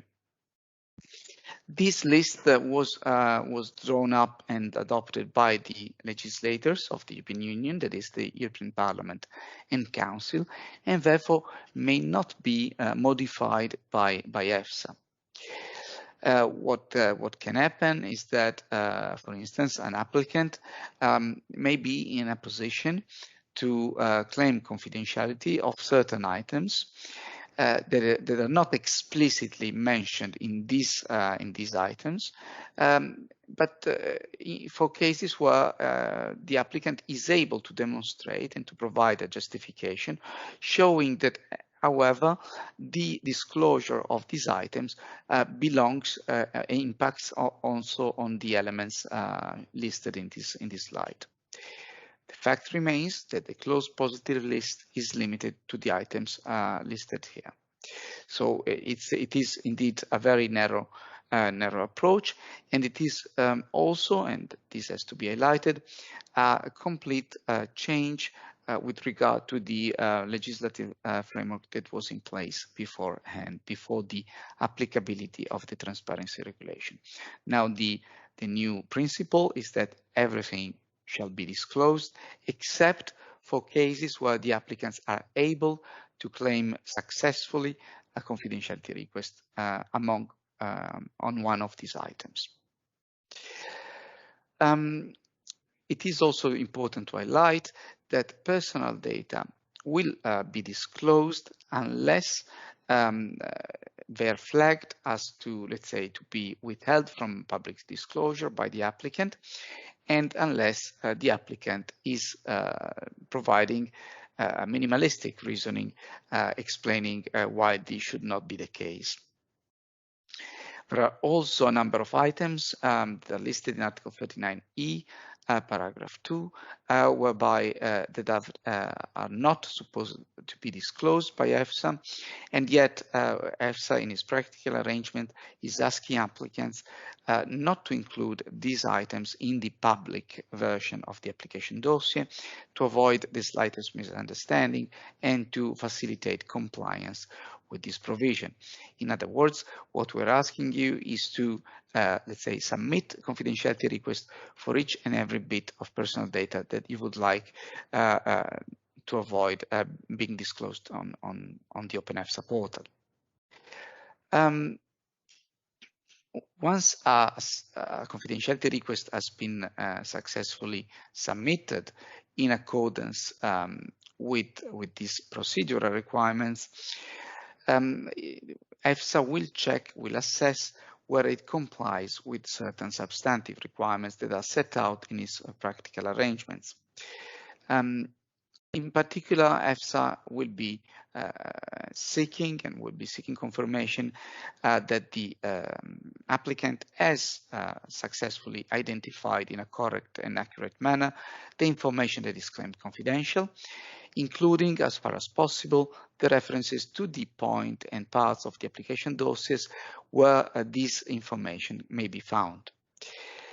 The applicant, as we have seen, has also to indicate the grounds under which and for which the information is claimed confidential, which corresponds to basically to the item under which the information in question is supposed to be falling under.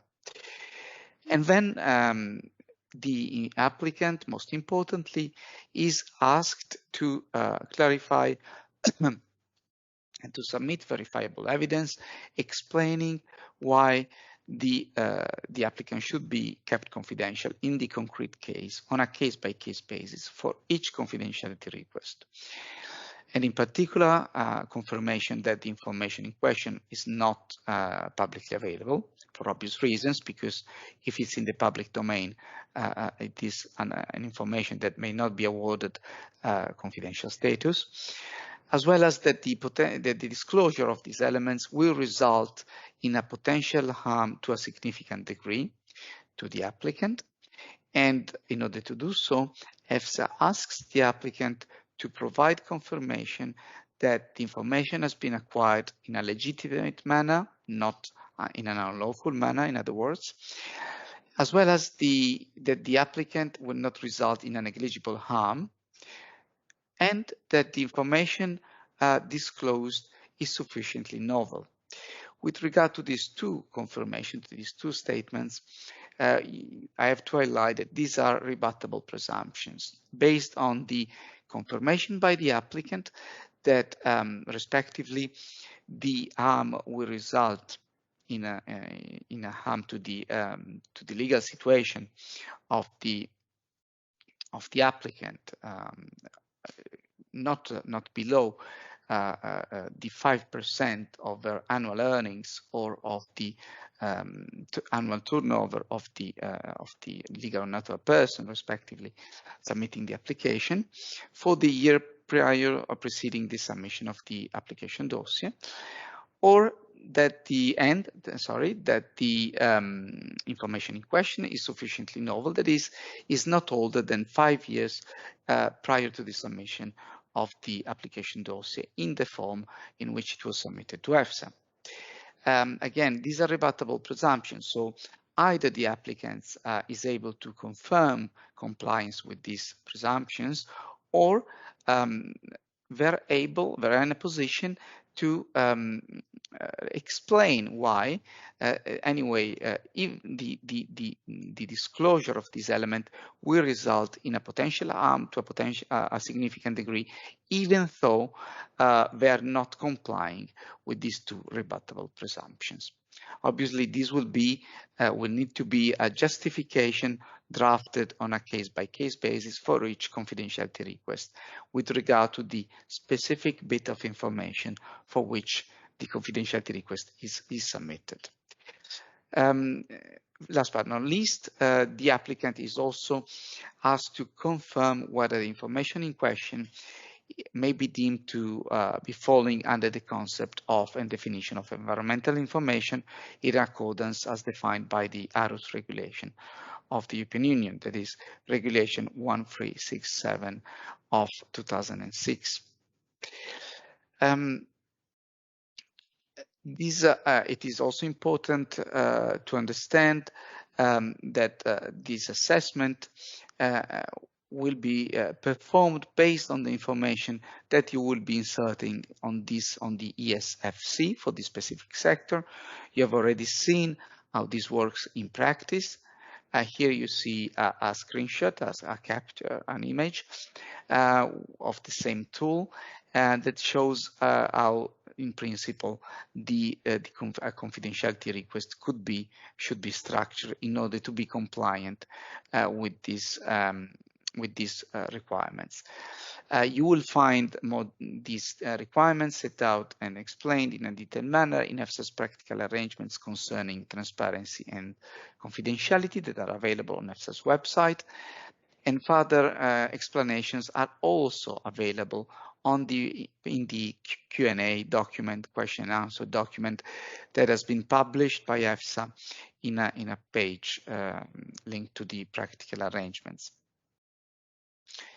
Anastasia has also hinted at the fact that you may also claim IP rights, so-called protection, which actually applies only for scientific studies that are published online in a scientific journal, and they're available upon behind a paywall, let's say, upon payment of a fee.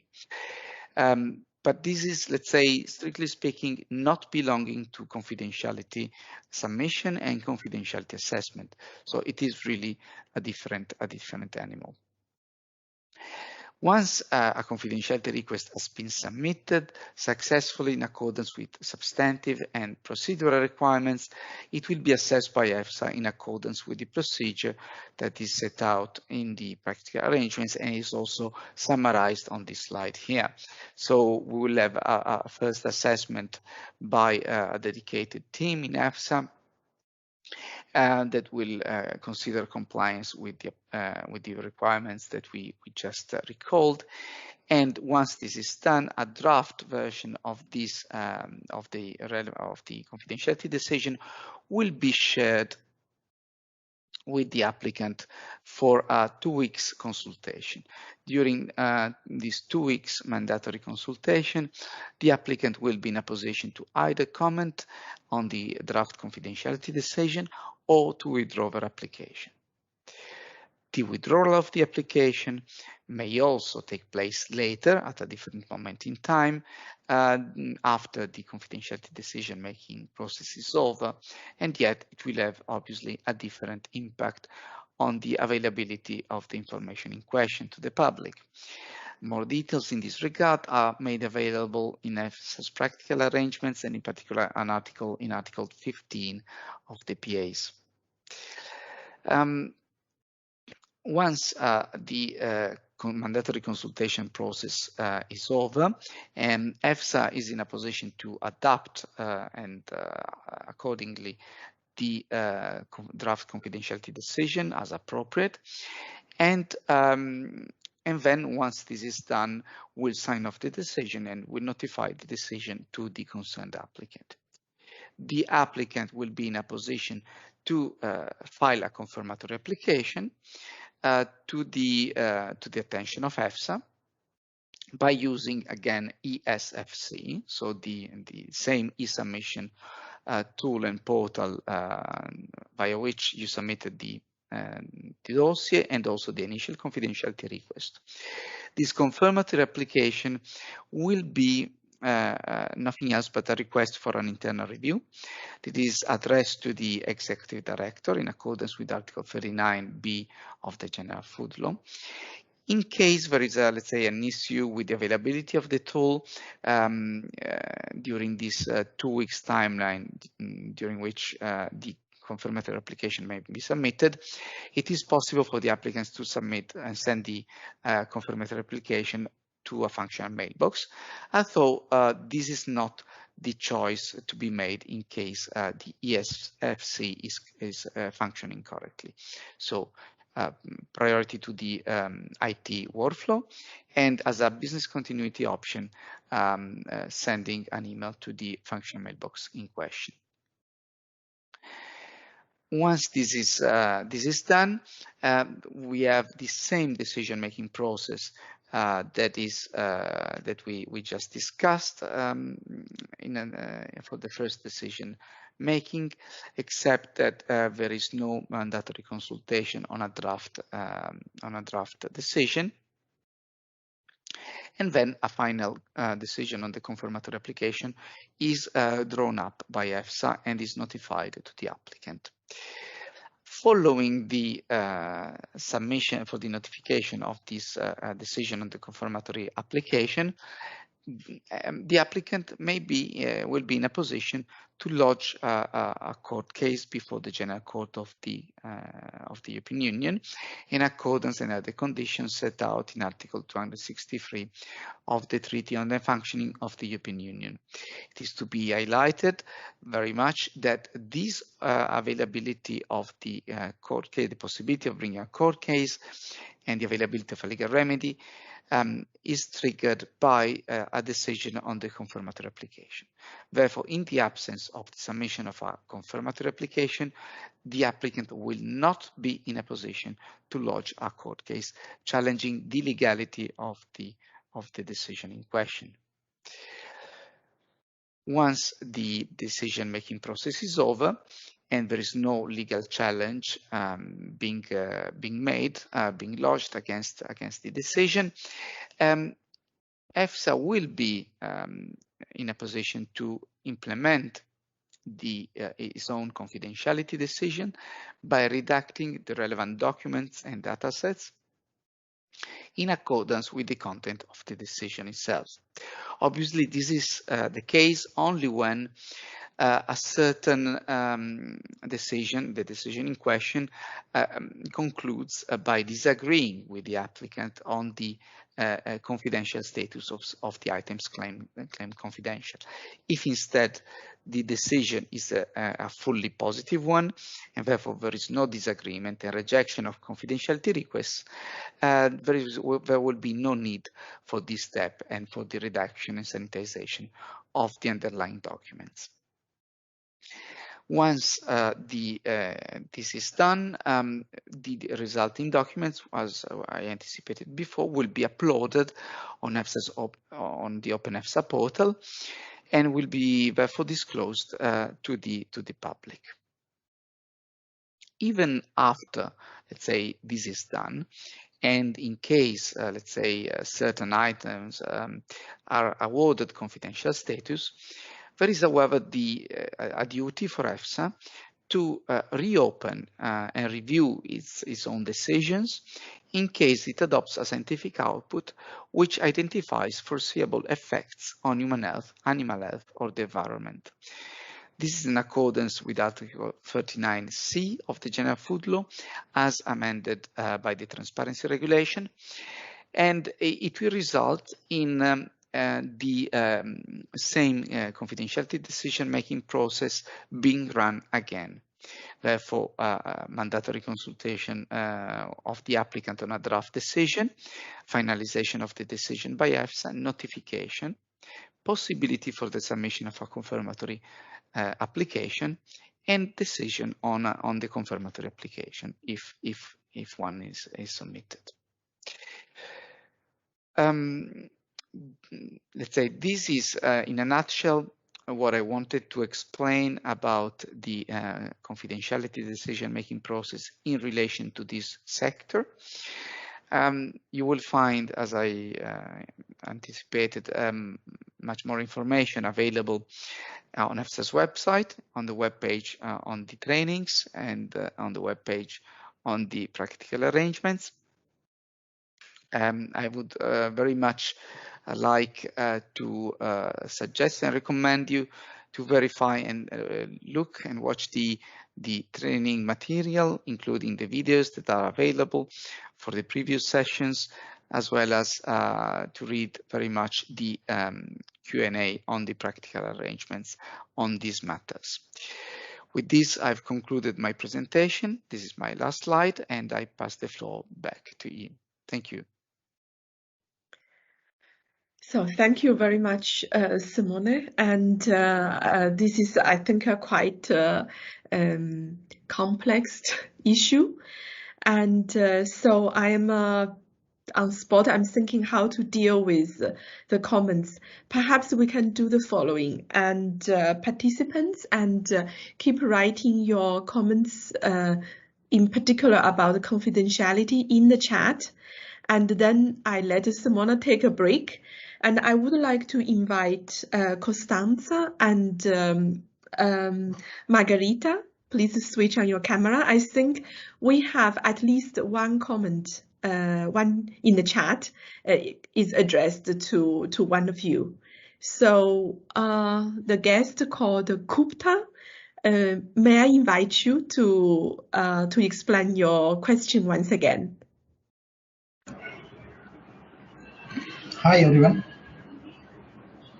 It's very good presentation and very good initiative by EFSA. So my question is that when we are, as per the new regulation, we have to notify the studies to EFSA before initiation of the study.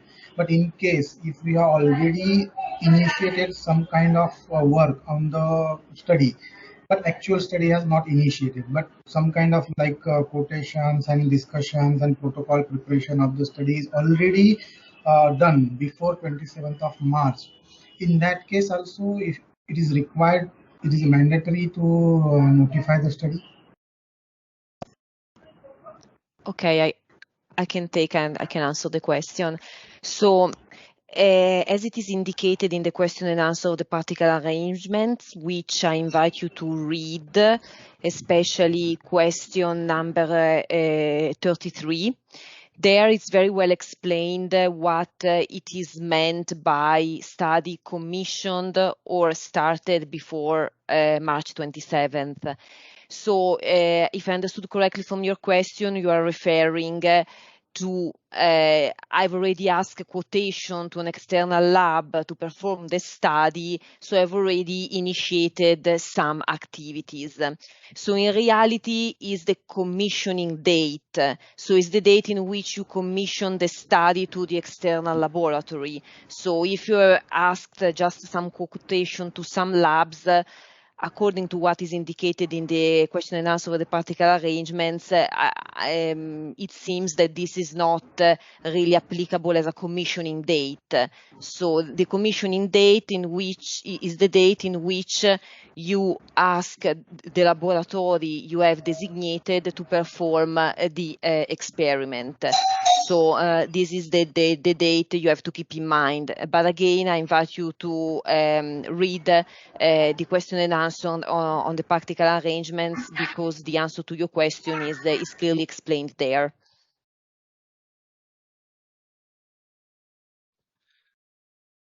So Gupta, is this clear? Yeah, guys, thank you very much, and it's a very useful information, and definitely we'll go through the question and answer as you mentioned. Okay, thanks you, thanks once again. Yeah. Okay, thank you too. And Costanza, please remain. And I would like to invite Roberto Carillo. It would be nice if you could switch on your camera, because also for us EFSA staff, it's weird to talk to a computer screen. Please, Roberto, floor is yours. Hello, can you hear me? Yes.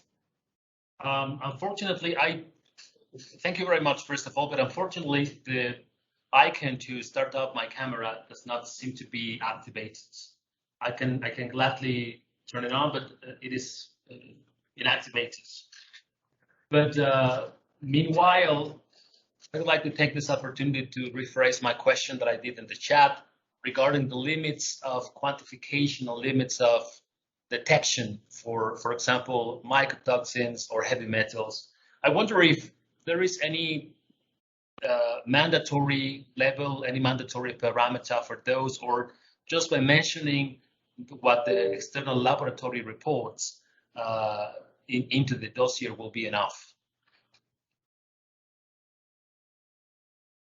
So from the suitability check point of view, you have to indicate in your application the limit of detection and quantification of your method. Either it's carried out by the company or by an external party.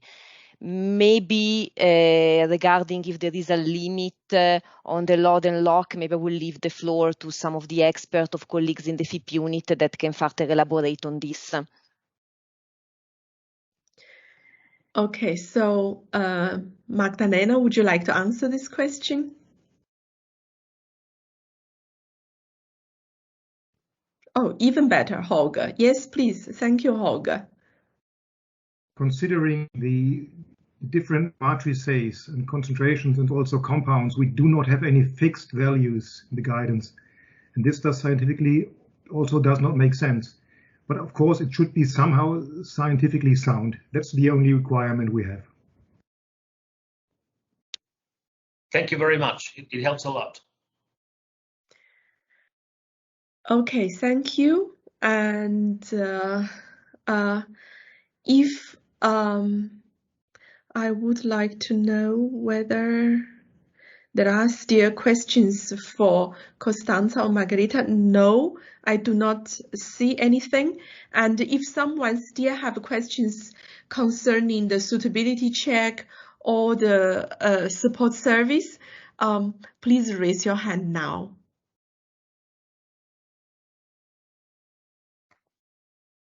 No. Okay, I think then at this point, and may I invite Anastasia and Simona Gabi, and we are going to take all the questions related to the e-submission and confidentiality. So thank you very much.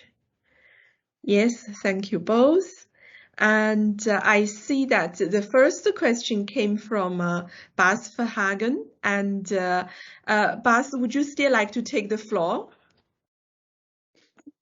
Hello, good afternoon. Yes, sure, I can repeat my question.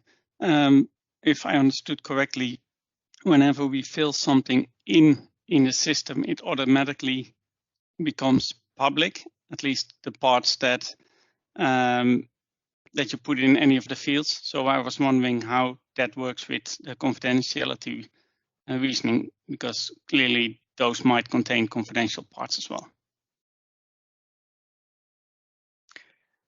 Yes, thank you, Bas. Simone speaking.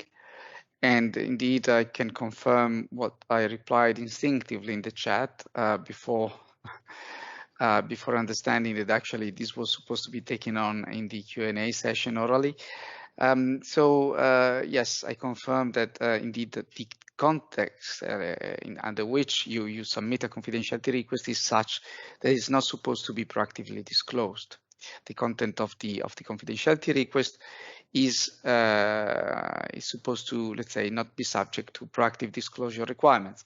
Also because it belongs to the administrative content, let's say, of the application dossier, and therefore the rationale behind the transparency regulation and the proactive disclosure requirements, which is to allow citizens or interested parties to scrutinize what is happening under the hood of the risk assessment, does not apply. However, I have also to highlight that this is without prejudice to reactive disclosure requirements, and I'm referring here to the obligations and duties that are applicable to EFSA as a consequence of the applicability of the access to documents regulation and ARUS regulation. These are two pieces of law, regulations of the European Union that require EU institutions and agencies to disclose information that is in their hand at a request from explicit request received by the public in this sense, and with under a specific legal framework with specific exceptions that are applicable. Again, this is not the place, it's not the context to elaborate on these concepts. There is plenty of publications elaborating on these points and also of material available on EFSA's website in this regard. So I don't want to elaborate further, but just to highlight that the fact that something is not disclosed proactively doesn't mean that will never be disclosed. It may be disclosed as a consequence of an access to documents request, to which, however, there are still exceptions that are applicable. And one of these exceptions is also the commercial interest of the person which was submitting and originating these documents. So again, reactive yes, under certain specific conditions. So Bas, is this all clear? Yes, thank you very much. This is clear. Okay, that's very good. Yeah, and I think then I would also like to invite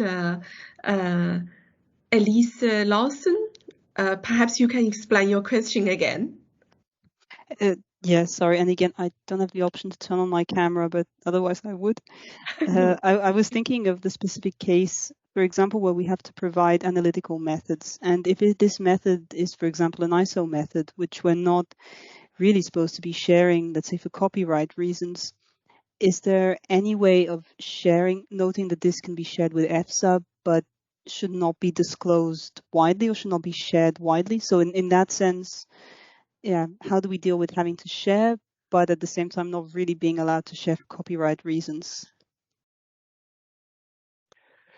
Okay, so here we have to differentiate between the concept of disclosure and confidentiality on the one hand, and the concept of reusability and data protection or exclusivity on the other hand. What we discussed so far relates exclusively to the concepts of proactive disclosure, which is the norm and the principle under the transparency regulation, and with the only exception of information that is awarded confidential status.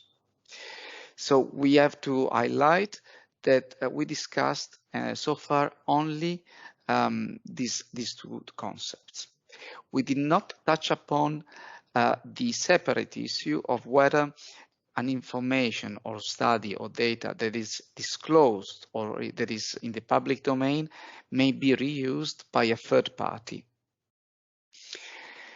In fact, the transparency regulation in this regard clarifies that the disclosure, proactive disclosure requirements apply without prejudice to pre-existing rights, including intellectual property rights, and without prejudice to data exclusivity rules. So what does it mean in concrete terms? It means that something that has been proactively disclosed by EFSA on its Open EFSA portal, because it's not been awarded confidential status, may not be reused subsequently by another applicant in their own application dossier, without having obtained the prior authorization of the first applicant. This is a protection that is stemming from certain data protection clauses that may be found in certain sectoral legal acts only, but let's say it is also something that is applicable to certain intellectual property rights. Obviously, it is extremely difficult and challenging to make a general discussion and to be conclusive in this regard, because there are too many separate cases in this respect.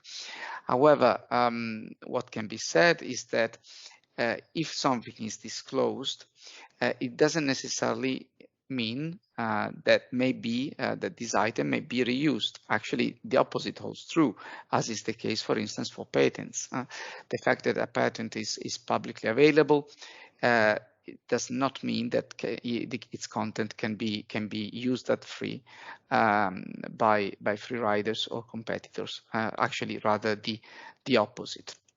And coming back to your question, the one that you post in the chat, I hinted already at the fact that in order to be claimed confidential, a piece of information must fall under one of the items that are belonging to the close positive list set out in Article 12, paragraph 3, or in Article 39.2 as far as relevant.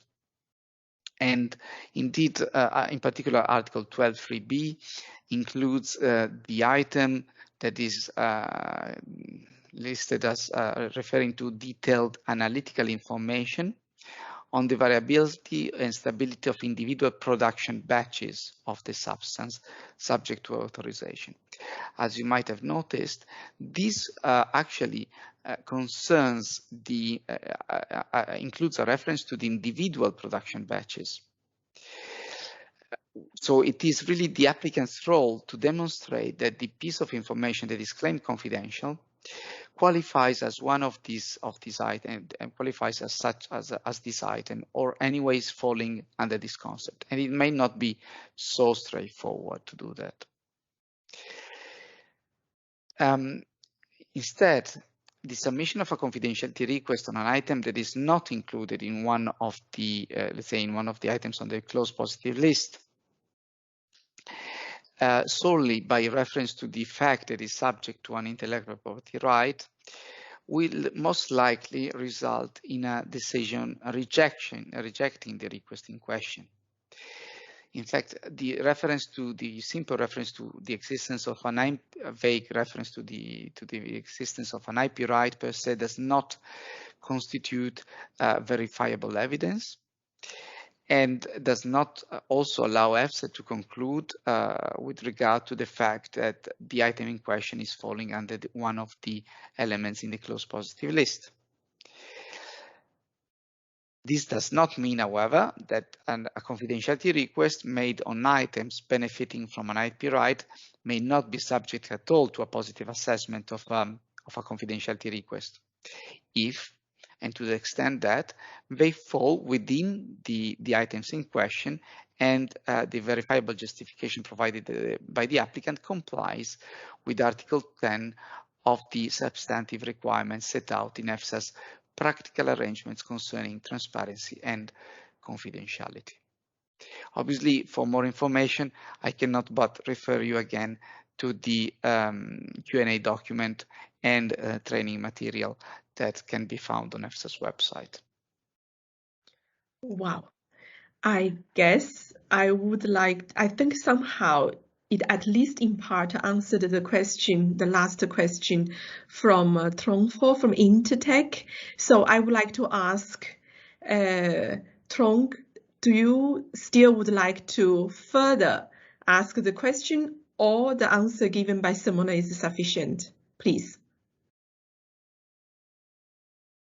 I'm mostly curious that, after seeing the submission process on the new EFSA portal, where we have to submit accompanying annexes. So say, for example, the batch analysis, we provide the certificates of analysis for each batch.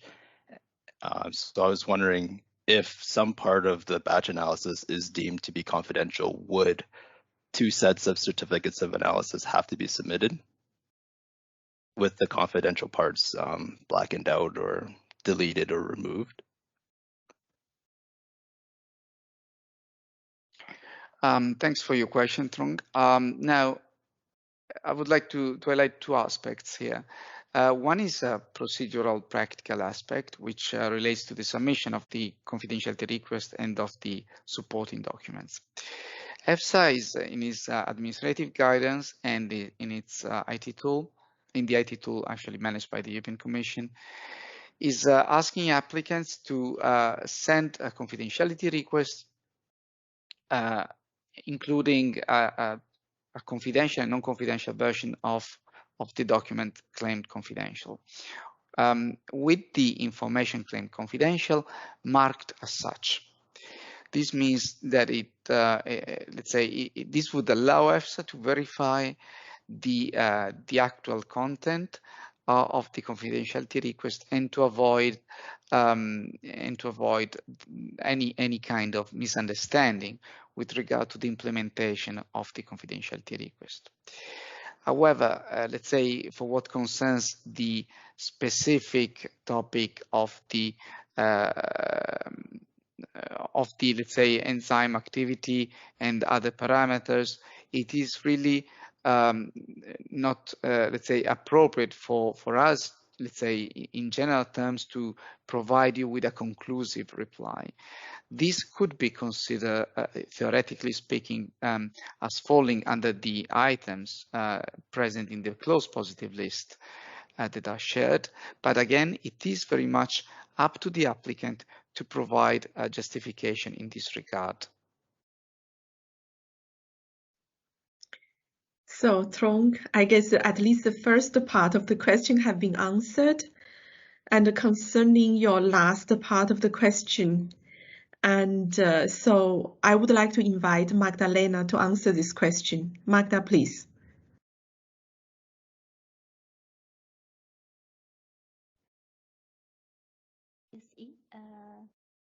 Can you repeat, please, the question? I had a problem with the internet.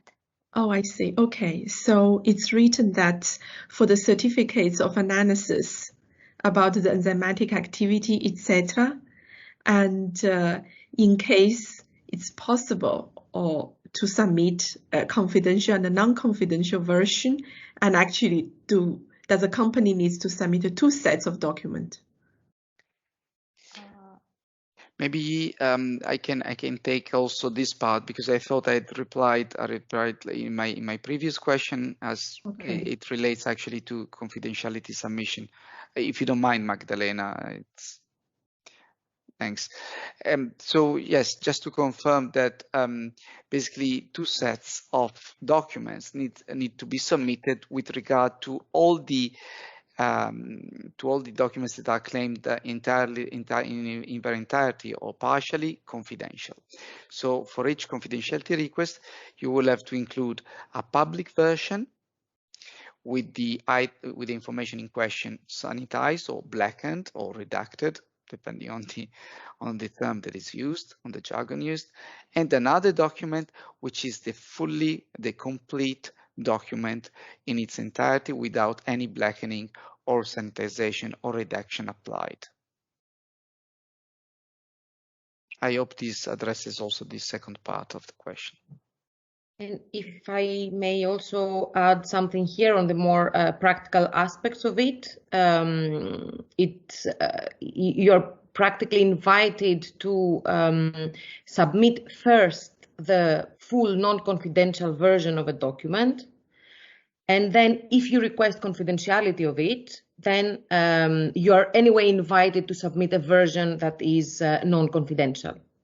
So as long as a request for confidentiality exists for a file, even if this is only for one single request, even if this is for one small part within the document, as long as there is the tag of I request confidentiality here, there will be the requirement to submit another version of that, the one that will be eventually be proactively disseminated, the one that is blackened, as you said, or redacted.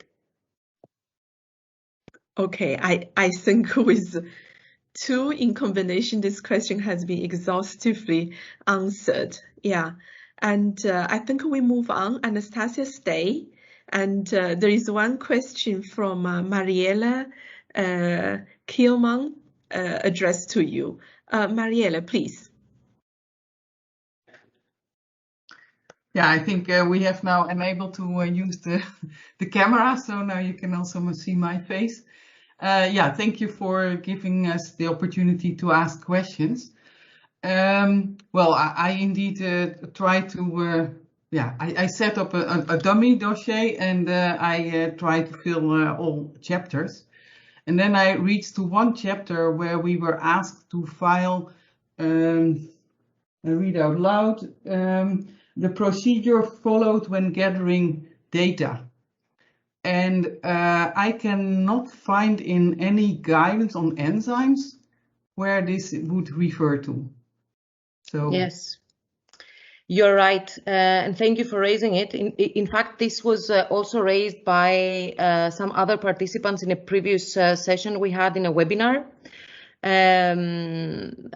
Indeed, we have double-checked internally in EFSA with the FIP unit responsible for assessing the dossiers, but also for checking what are the requirements, especially based on the new scientific guidance. And in fact, this is not required. And we have already accessed the Commission service, and we have requested them to remove that particular section. So this section will be removed. So if you are already ready to submit your application, but you only have this section that you don't have, of course, anything to put in because it's not any way required to do so. I just suggest, if as long as this is still there, just click the button that says not applicable and just give a justification that this is not required by the scientific guidance, and you should be okay. Okay, well, thank you for until this is removed, because it will be removed. Yeah, okay, thank you very much. I take the opportunity now to mention to everyone that this is exactly the kind of feedback that we need. So if you spot something that doesn't look right, please let us know, either through the EFSA services that Margherita explained earlier, ask a question, or through the European Commission support email that is accessible through the platform directly. So this sort of feedback it's really needed, and we will assess internally if this is something to be done or not. But of course, we wish to improve this as much as possible for everyone. Thank you. Okay, thank you very much. Very clear. Okay, so that's actually quite good. And yes, I would repeat, I think what Anastasia said. So please, if today you found other things which is either irrelevant or very confusing, and please raise your hand. I guess many of you already tried to submit a dossier. And then let me see. Okay, so there is a question about e-submission. Okay, look, although this question is addressed to Anastasia, and but I believe myself is probably best suited to answer this question. So maybe Natalie Hennen, can I invite you to, if you want to modify a little bit of your question or whatsoever, please. Yes, thank you. We have understood that the data package is the split of the joint, the data package is coming from the split of joint dossier, did not fall under the scope of the transparency regulation. And then we wonder if these data packages have to be submitted via the e-submission platform or directly to EFSA. I think I give a short answer and then give an explanation. So the short answer is, and for those split data package, and please follow the old way and send it to FIP. And okay, so this is quite a straight answer. And perhaps a message a little bit more generic is actually the e-submission system and applies only to dossiers. New one, actually new. How new it has to be? It has to be submitted after 27th of March this year. So if it's a new dossier submitted in 2020, it still does not need to follow all this. So just be very clear about this. And I think I also take the opportunity to answer. I think there was another question. Yes, Marielle. Maybe you would like to explain it more clear. You have a question to the Open EFSA.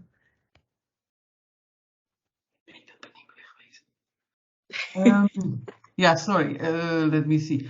Oh yeah, I was wondering if because I tried also to look at a document from two documents of a submission from last year, but I could not see anything pop up. So I was wondering, will those documents also be shown for the submissions, yeah, before 21, or is it as of now that you will fill this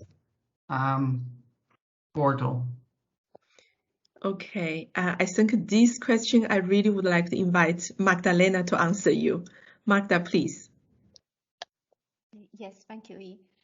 I apologize, I didn't mention this at the beginning at my presentation, but and I also inaccurate maybe chose the examples, but all the questions that let's say were completed by 27th of March 2021, they are not disseminated on the OpenEFSA portal.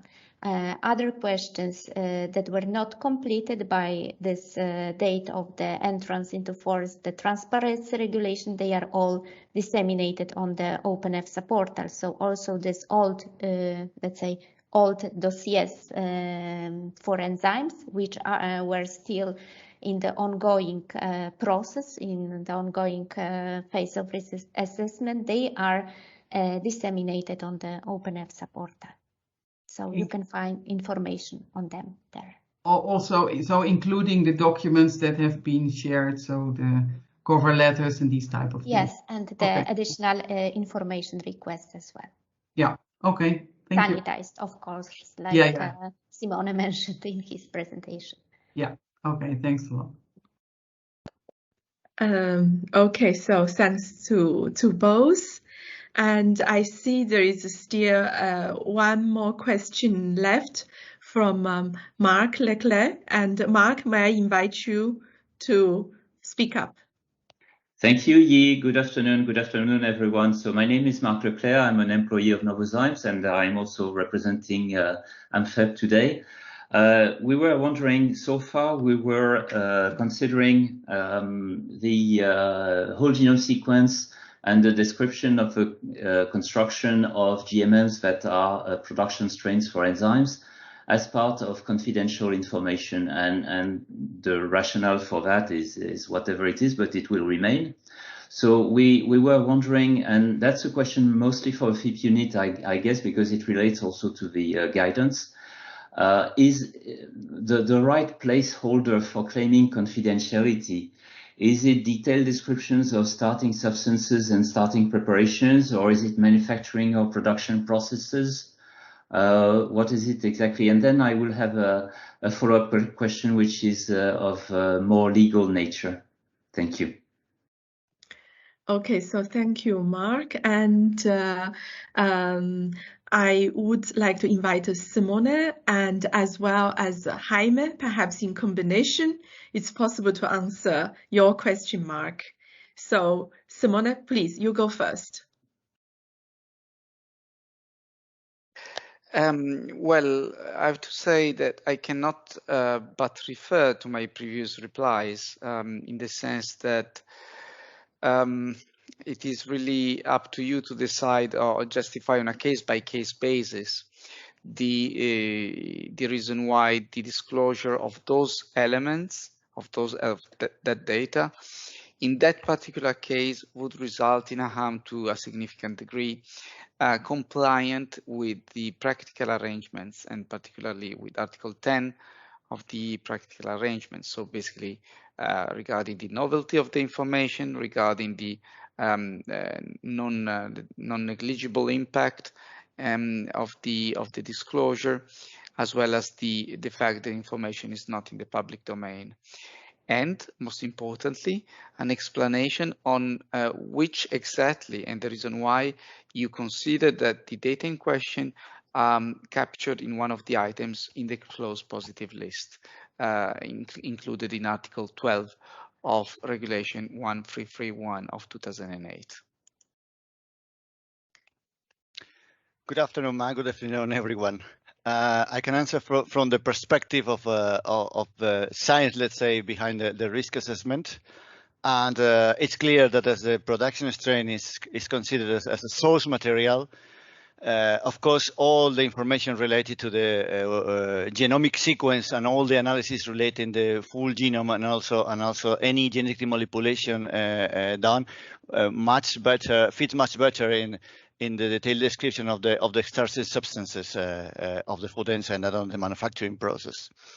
I recognize, and I think it's something that is clear to all of us, that genetic sequence and also genetic manipulation information, it's one of the subjects for which confidentiality, there are clear target information for confidentiality requests.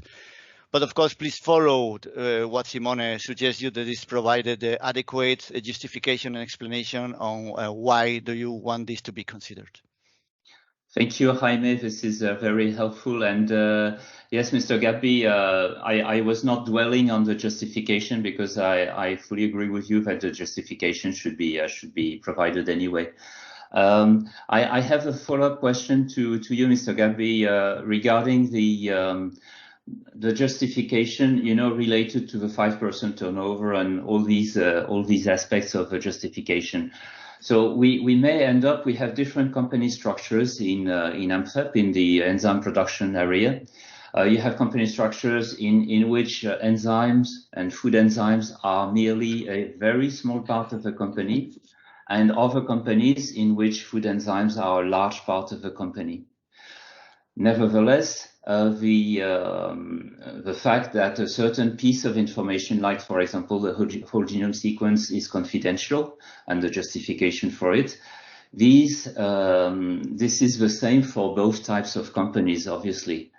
Could we possibly end up in a situation where EFSA would reject a confidentiality justification for one company and accept the same confidentiality justification, exactly the same justification for the same information for another company? Thank you for your question. Non, mais c'est bon, c'est bon. Discute tout seul, c'est bien. I would like to ask all the participants to mute their mics because there is a bit of background noise. Thank you so much for muting your mics. Now, coming back to your question, thanks for that. That's an extremely interesting one, obviously. And I can confirm that we cannot exclude that, let's say, in even comparable confidentiality requests may lead to different outcomes of the confidentiality assessment per se. First of all, if the justification is different, or if the factual circumstances referred to in the justifications are different. Because indeed the confidentiality assessment does not relate exclusively to the item which is claimed confidential, but it is undertaken with regard to the individual justification that is submitted by each applicant. And therefore, this may lead also to different outcomes for situations that from the outside and from the outside only could be perceived as pretty similar, which however are justified by a different factual context and a different justification provided by the applicant. Once again, since this burden of proof for demonstrating that the justifications comply with the practical arrangements and with Article 39 to 39E of the General Food Law are really exclusively falling on the applicant's shoulders, it is very important that these justifications are as exhaustive as possible and as compliant as possible with all the elements of the substantive screening criteria, assessment criteria. For what concerns the reference to the fact that a different, let's say, the different size of a company could result also in a different outcome. Now, this is slightly different. And the reason for this is that let's say the reference to the 5% threshold is in fact very often misunderstood and understandably so, by stakeholders as a binding requirement. It is not a binding requirement. It is a rebuttable presumption that is actually aimed at facilitating the submission of a confidentiality request and at facilitating the assessment of the request.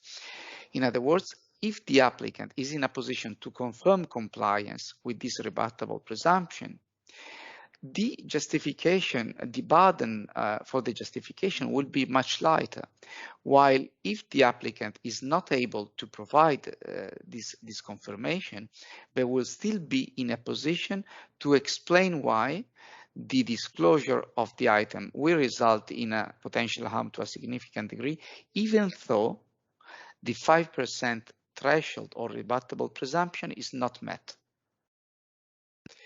I hope this addresses and clarifies your question.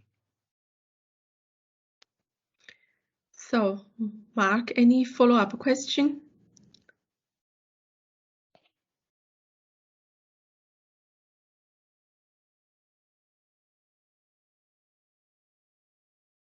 Can I take silence as all? I understand that Mark has been muted, maybe by us.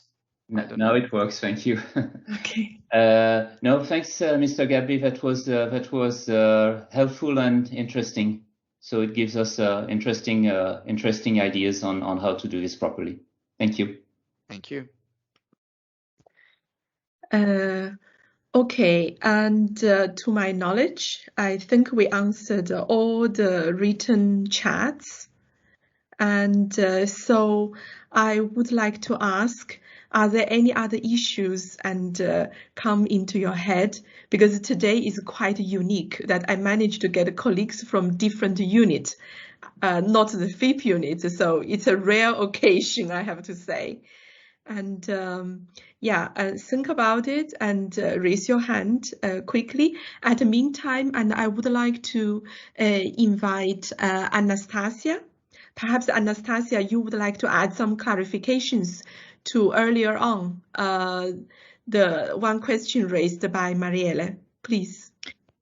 Yes. This was regarding the on what is published on the EFSA portal aspect. So let me share my screen for a moment, just to make also the distinction between the questions that the applications that were submitted before March 27, but were still ongoing.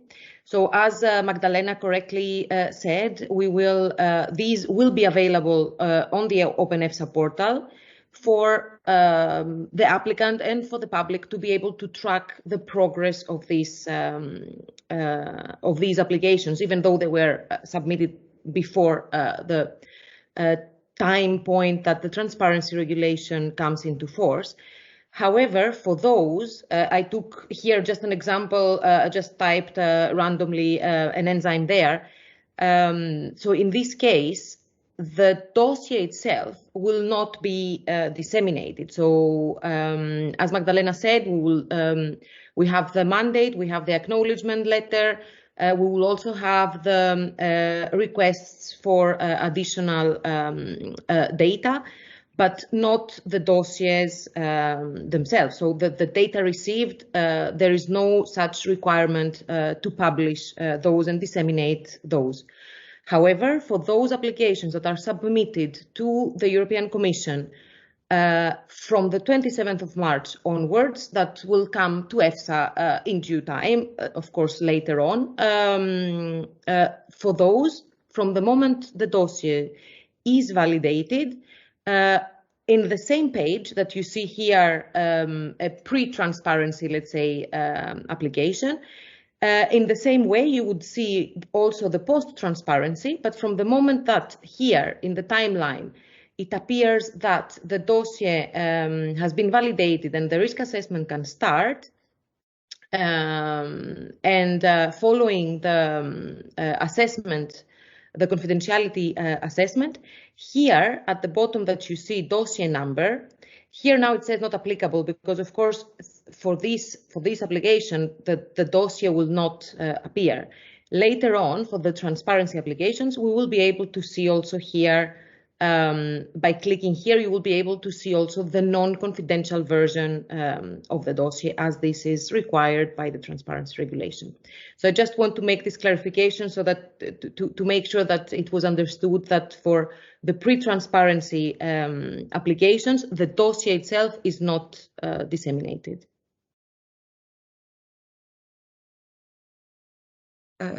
Yes. Thank you very much, Marielle. Anastasia, sorry.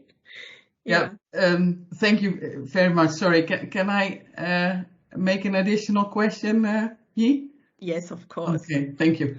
And this will also hold, I presume, then for the answers to the questions of already submitted dossiers before 27th of March this year, even if the questions are raised after the 27th of March. Yes, indeed. Since they were part of a pre-transparency process, it applies whatever was applying until earlier with the registry of questions, for example. So whatever was published on the registry of questions, similarly, it will continue happening in OpenEFSA. Yeah, okay, thanks a lot. Can I ask another question? Of course. Yeah, I was wondering. It's about the e-submission tool right now. It's clear where we have to submit the 90-day tox and where we have to enter the genotox studies. I was wondering, in certain cases, there will also be done a cytotoxicity study, and it's to prove the QPS that the strain still falls under the QPS scheme.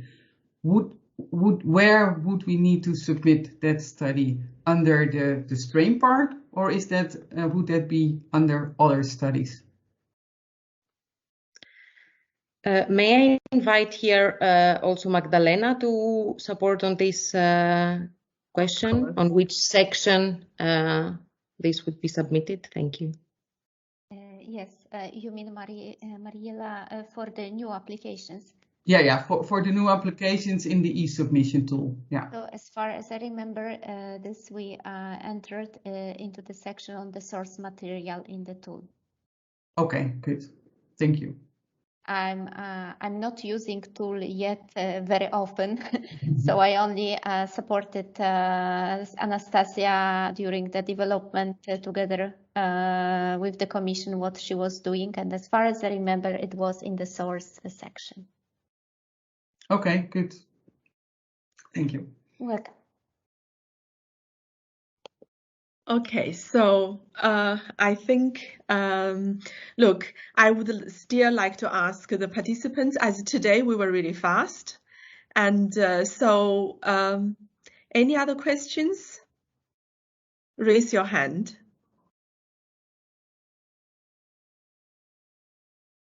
I do a countdown. 3, 2, 1, 0. Okay, so I think, look, as there is no more questions, and yeah, I have the honor to close this section, this session in the next few minutes. And what I really hope is that today and yesterday you had a lot of, how to say, close look into the scientific parts, and you had a chance to talk to our experts directly. And today you had a chance to talk to different EFSA colleagues from working in different parts related to the dossier and on very practical issues. So I hope with yesterday and today's session and the discussion, and we managed to equip you with much more confidence and enthusiasm in preparing your dossier. And I think the key message is we do all this because we would like to save the effort later on. So a plea, and please, when you send the dossier, and try your best to give it as complete as possible so that Costanza will have less work to do, and the FIP colleagues and the experts, we can do the job and faster. And I think that's probably the real purpose of all this new guidance and so on. And as you know, that EFSA has 18 months to complete these mandates, and now we are end of June. And looking at how the 2 days, in particular yesterday, how the stakeholder events went, and I actually think that the chance of finalizing the guidance in autumn is quite high. And I am not promising that we are going to finalize it, but I see the really the probability is really there. And so we will do our best and have it finalized very quickly and published as soon as possible, so that you can have you can also see clearly what has been amended. And I think with this, I would like to first of all thank our experts from yesterday, and thank all the colleagues today, and last but not least, and I would like to thank all of you, the participants, and your participation, and also your patience and hearing all these presentations and your intervention. So once again, and thank you all very much, and have a nice summer, and we hear from each other again autumn. Yeah. So the session is closed. Goodbye.